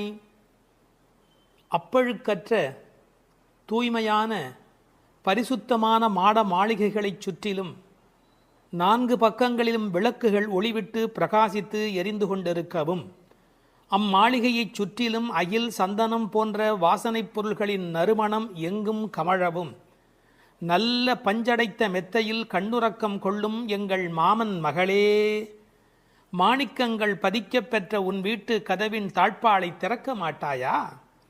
திறந்து விரைவில் வந்து எங்களுடன் சேர்ந்து கொள்ள மாட்டாயா? மாமிகளே, நீங்களாவது அவளை எழுப்பிவிட மாட்டீர்களா? விடிந்து எவ்வளவு நேரமாகிவிட்டது. நாங்கள் இவ்வளவு நேரம் அவளை அழைத்து கொண்டிருக்கிறோமே, அவளுக்கு என்ன ஆயிற்று? ஒரு வார்த்தை கூட பதில் கூற மாட்டேன் என்கிறாளே. அவள் என்ன பேசும் திறனற்ற ஊமையா? அல்லது நாங்கள் அழைப்பது அவளுக்கு கேட்கவில்லையா? காது கேட்கவில்லையா? அல்லது ஆழ்ந்த பேருறக்கத்தில் படுத்து கிடக்கிறாளா? அல்லது யாரேனும் கட்டுப்படுத்தி அவளை பெருந்துயில் கொள்ளுமாறு செய்து விட்டார்களா? அல்லது ஏதேனும் மந்திரம் மாயம் செய்திருக்கிறார்களா? அதன் வசம் கட்டுப்பட்டு இப்படி பேருறக்கம் கொண்டு கிடக்கிறாளே. நாங்கள் அந்த மாமாய செயல்களில் வல்லவனும் மிகுந்த தவமுடைய இலக்குமியின் கணவனும் வைகுண்டத்திற்கு அதிபதியுமான நாராயணன் பெயரை திரும்ப திரும்பச் சொல்லி பக்தி பரவசத்தில் ஈடுபட்டு அவளை அழைக்கிறோமே, அவள் ஏன் இன்னும் எழுந்து வந்து கதவை திறந்து எங்களுடன் சேர்ந்து இறைவன் திருப்பெயரை சொல்லி வழிபட மாட்டேன் என்கிறாள்? நீங்களாவது கேட்டுச் சொல்லுங்களேன் என்கிறார்கள். இந்த பாடலின் திரண்ட பொருள் இது. தூமணி மாடத்து சுற்றும் விளக்கெரிய. விளக்கு எரிப்பதற்கே நிறைய செல்வம் இருக்க வேண்டும். இது சீர்மல்கும் ஆய்பாடி செல்வச் சிறுமியர்கள் வாழுகிற இடம். அந்த வீட்டினுடைய அமைப்பு எப்படி இருக்கிறது? தூய்மையான ரத்தின மணிகள் அப்படியே பதிந்து வைத்திருக்கிறார்கள்.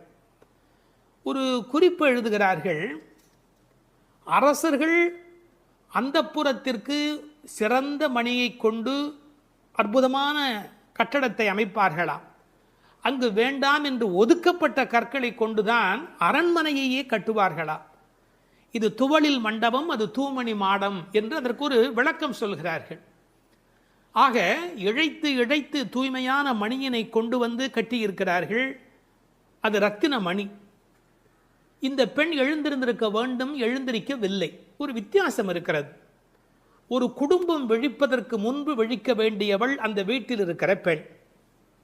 ஏனென்றால் ஆண் எழுந்தால் அவனை மட்டும்தான் சுத்தம் செய்து கொள்கிறார். பெண் எழுந்தால் அந்த வீடே சுத்தமாகிறது என்று ஒரு பொன்மொழி சொல்வார்கள். எனவே ஒரு பெண்ணாகி இருக்கிறவள் இப்படி உறங்கிக் கொண்டிருக்கலாமா? தூமணி மாடத்து சுற்றும் விளக்கெரிய. 4 புறங்களிலும் நல்ல விளக்கு எரிந்து கொண்டிருக்கிறது. அது மட்டுமல்ல, அகில் சந்தனம் போன்ற நறுமண புகை வீசுகிறது. தூபம் கமழ. செல்வச் செழிப்பு. துயிலணை மேல் கண் வளரும்.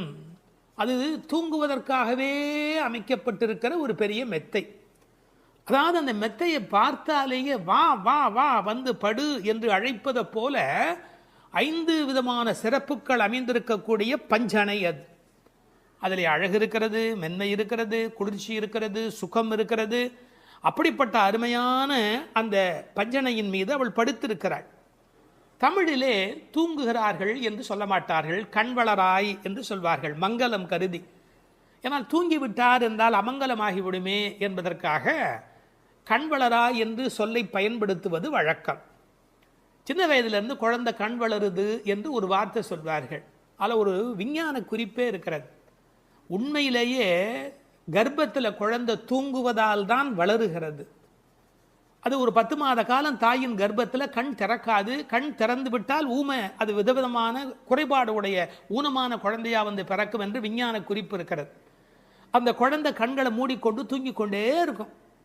அதில் என்ன ஆச்சரியம் என்று கேட்டால், அப்போதான் அது வளருகிறது. ஒரு புள்ளியிலிருந்து ஒரு குழந்தையாக முழுமையாக வளருகிறது. அந்த கண் வளருதல் என்பதிலே தூங்கும் போது வளர்ச்சி நிகழ்கிறது என்கின்ற ஒரு குறிப்பு இருக்கிறது. மனிதனுக்கு கூட தூக்கம் அவசியம். ஏன்னா உடம்பில் இருக்கிற செல்கள் தங்களை புதுப்பித்துக் கொள்வதற்கு மனிதன் தூங்க வேண்டி இருக்கிறது. அடுத்து உறவு சொல்லி அழைக்கிறாள். மாமன் மகளே. இவள் அந்தணகுல பெண் என்றாலும் ஆயர் குலமகளாக ஆகும் விருப்பத்தின் காரணமாக ஒரு சம்பந்தத்தை ஏற்படுத்தி கொள்கிறாளாம். இதை உரையாசிரியர்கள் எழுதும்போது ஒரு அழகான வாக்கியமாக குறிப்பிடுகிறார்கள். திருவாய்ப்பாடியிலே ஒரு பிரகிருதி சம்பந்தம் தனக்கு உஜ்ஜீவன ஹேதுவாக ஆண்டாள் ஆசைப்பட்டபடி. அழகிய மணவாள பெருமாள் நாயனாருடைய வியாக்கியானத்திலே திருவாய்ப்பாடியிலே ஒரு பிரகிருதி சம்பந்தம் தனக்கு உஜ்ஜீவன ஹேதுவாக ஆண்டாள் ஆசைப்பட்டபடி மாமன் மகளே என்று உறவு சொல்லி அவள் அழைக்கிறாள். மணிக்கதவம் தாழ்த்திரவாய், அது உள்ளிருப்பது வெளியே தெரியும்படி அமைக்கப்பட்டிருக்கிற ஒரு வீடு. அவள் எப்படி தூங்குகிறாள் என்பது கூட வெளியே தெரிகிறது. அந்த கட்டில், அந்த மெத்தை, அந்த விளக்கு எரிகிறது. இந்த பாடலே மிக ரசமான ஒரு பாடல். திருப்பாவையில் 30 பாட்டு அழகு என்று சொன்னால் இந்த பாட்டுக்கு என்று தனியான ஒரு ரசனை உலகத்தில் தனியான ஒரு கூட்டமே உண்டு. மணிக்கதவம் தாழ்த்திரவாய், நீ வந்து திற. ஏன்னா எழுந்து வந்து திறக்கிற போது நாங்களா திறந்து கொண்டு உள்ள வந்தால் அது மரியாதையாக இருக்காது ஒரு வீட்டுக்குள்ளே. நீ வந்து திற. ஆனால் அவள் அசைவதாக தெரியவில்லை. அவளுடைய அம்மா எழுந்து விட்டாள். அவள் மற்ற வேலைகள் பார்த்து கொண்டிருக்கிறாள். அதனால உறவு சொல்லி அவளை அழைக்கிறார்கள். மாமீர், அவளை எழுப்பீரோ? நீங்கள் அவளை எழுப்பிவிடக்கூடாதா? அப்படி தூங்கி கொண்டிருக்கிறாளே. உன் மகள்தான் தன்னுடைய தோழியினுடைய தாயை பார்த்து சொல்கிறாள், உன் மகள்தான் ஊமையோ அன்றி செவிடோ. என்ன பொருள் தெரியுமா? பேச்சு வராதவர்கள் என்று பொருள் அல்ல. ஊமை என்ற சொல்லுக்கு இறை நாமம் சொல்லாதவர் என்று பொருள் என்று எழுதுகிறார். இறைவனுடைய நாமத்தை சொல்ல வேண்டிய சந்தர்ப்பத்தில் சொல்லவில்லை என்றால் பிறகு நாக்கிருந்து என்ன பையன்? பேசாத நாளெல்லாம் பிறவா நாளே என்பார்கள் அல்லவா. உண்ணா நாள் என்பது இந்த உலகத்தில் சாப்பிடாத நாள் அல்ல, உன்னை வணங்காத நாள் தான் உண்மையிலேயே உண்ணா நாள் என்று குறிப்பிடுவார்கள். ஊமையோ அன்றி செவிடோ. ஏன்னா இறைவன் புகழ் கேளாத செவியென்ன செவியே என்று சிலப்பதிகாரம் பேசும். இந்த பெருமானுடைய புகழை நாங்கள் சொல்லுகிறோம், அவள் காதிருந்தும் கேட்கவில்லையே. நேற்று வரை நன்றாக பேசினாளே, இன்று என்ன ஊமையாகி விட்டாளா? அழைப்பு அவள் காதில் போய் விழவில்லையா? அல்லது இரண்டுமே அவளுக்கு இணைந்து விட்டதா? சோம்பல் வயப்பட்டாளா? யாரேனும் மந்திரம் மாயம் செய்து விட்டார்களா? என்ன நடந்து விட்டது? ஊமையோ அன்றி செவிடோ. மாமாயன் மாதவன் வைகுந்தன் என்றென்று நாமும் பலவும் நவின்றேலோர் எம்பாவாய். ஏன்னா மந்திர துயில் பட்டாளே. இப்படி அவள் பிடிவாதமான ஒரு தூக்கத்தில் போய் மாட்டிக்கொண்டு இருக்கிறாளே. நாங்கள் அழைக்கிறோம். எதை சொல்லி அழைக்கிறோம்? மாமாயன், மகா மாயையில் வல்லவனாகிய பெருமான். மாதவன் நம்முடைய சாதாரண தவம் அல்ல, எல்லா தவங்களுக்கும் அப்பாற்பட்ட பெரும்பொருள். அந்த தவத்தால் அடைய வேண்டியவன் கருணையினால் தானாகவே நம்மிடத்தில் வருவதால் அவன் மாதவன். வைகுந்தத்தில் இருக்கிறவன் என்றாலும் கருணை காரணமாக ஒவ்வொரு கோயிலிலும் அர்ச்சாவதாரத்தில் எழுந்தருளி இருக்கின்றவன். வைகுண்டபதி என்றாலும் இந்த பூமிக்கு கிடைக்கிறவன்.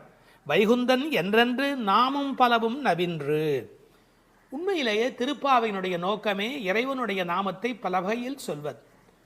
இறைவனுடைய நாமத்துக்கு மிகுந்த சக்தி அதிகம். கட்டிப்பொன் போலே அவன், பணிப்பொன் போலே திருநாமம் என்று உரை எழுதுவார்கள். அதாவது தங்கத்தில் ஒரு பெரிய கட்டி இருந்தால் கூட அதை வைத்துக்கொண்டு என்ன பண்ணுவது?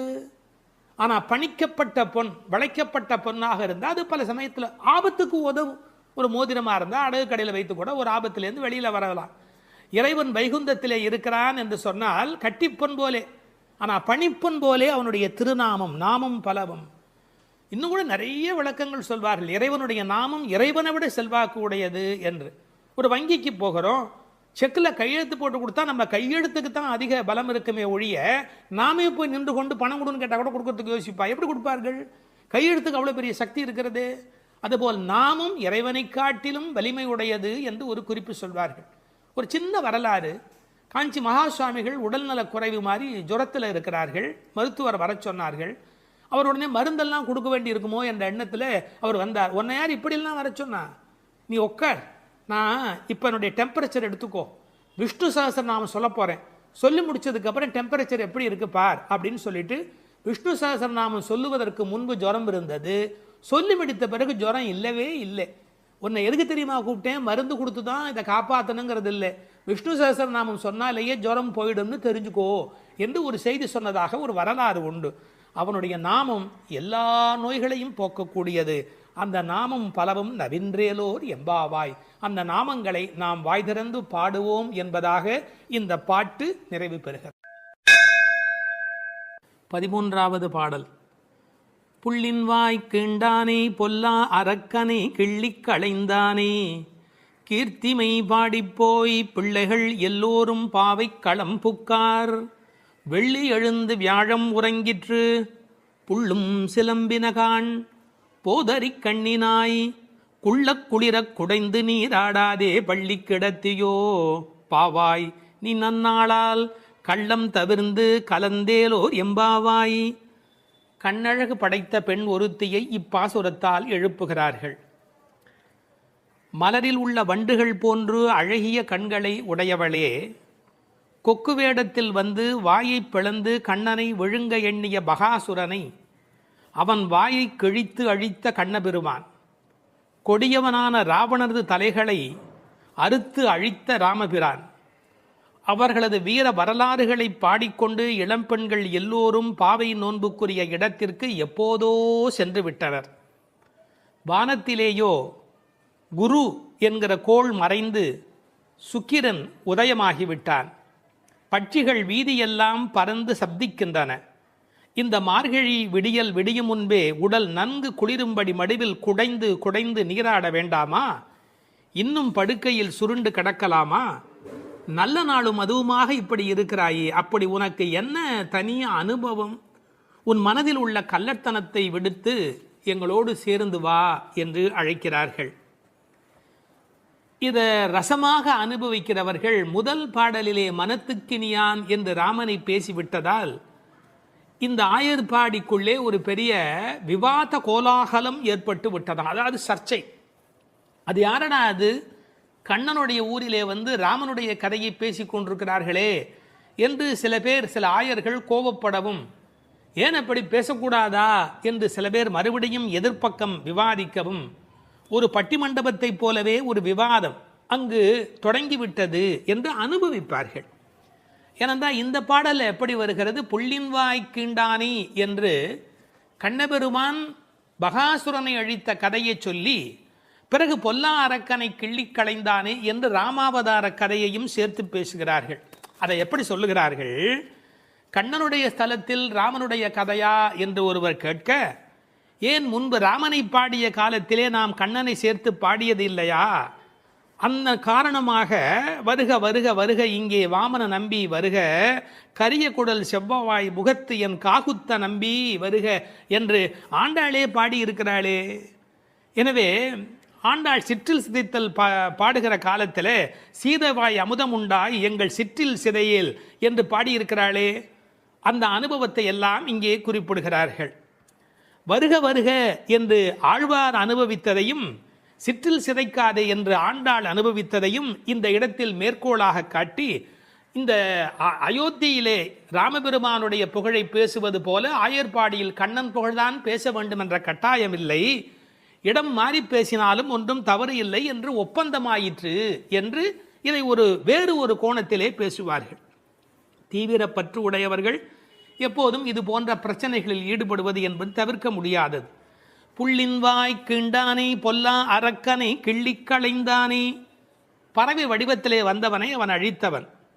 பள்ளத்தில் மேயும் பறவை உருக்கொண்டு கள்ளாசுரன் வருவானை தான் கண்டு புள்ளிதுவென்று பொதுக்கோ வாய்க்கீண்டான், அப்படியே வாய்க்கீண்டிட்டான், அப்படியே கிழித்து எறிந்து விட்டான்.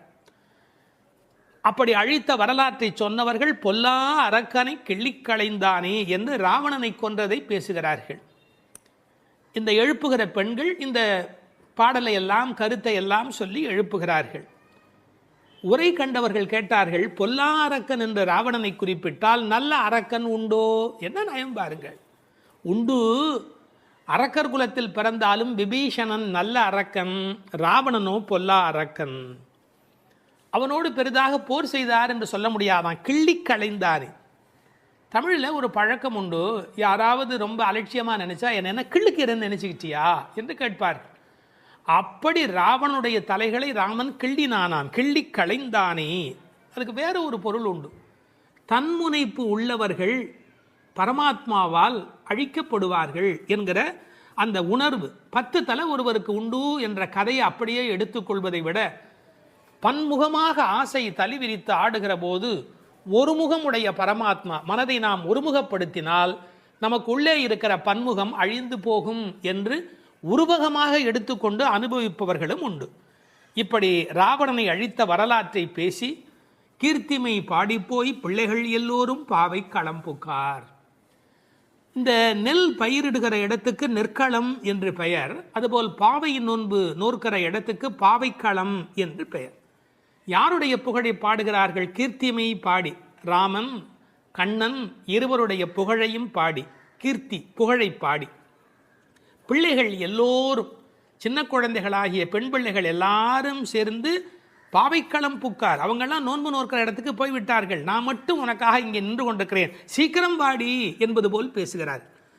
இப்போது பொழுது விடிந்து விட்டது என்பதில் அடையாளம் ரொம்ப நுட்பமான ஒரு அடையாளம். வெள்ளி எழுந்து வியாழம் உறங்கிற்று. அதாவது வெள்ளிக்கிழமை தோன்றிவிட்டது, வியாழக்கிழமை முடிந்து விட்டது இல்லை, குரு ஹோரை போய்விட்டது, சுக்கிரஹோரை தொடங்கி விட்டது. அது இன்னொரு கோணம்.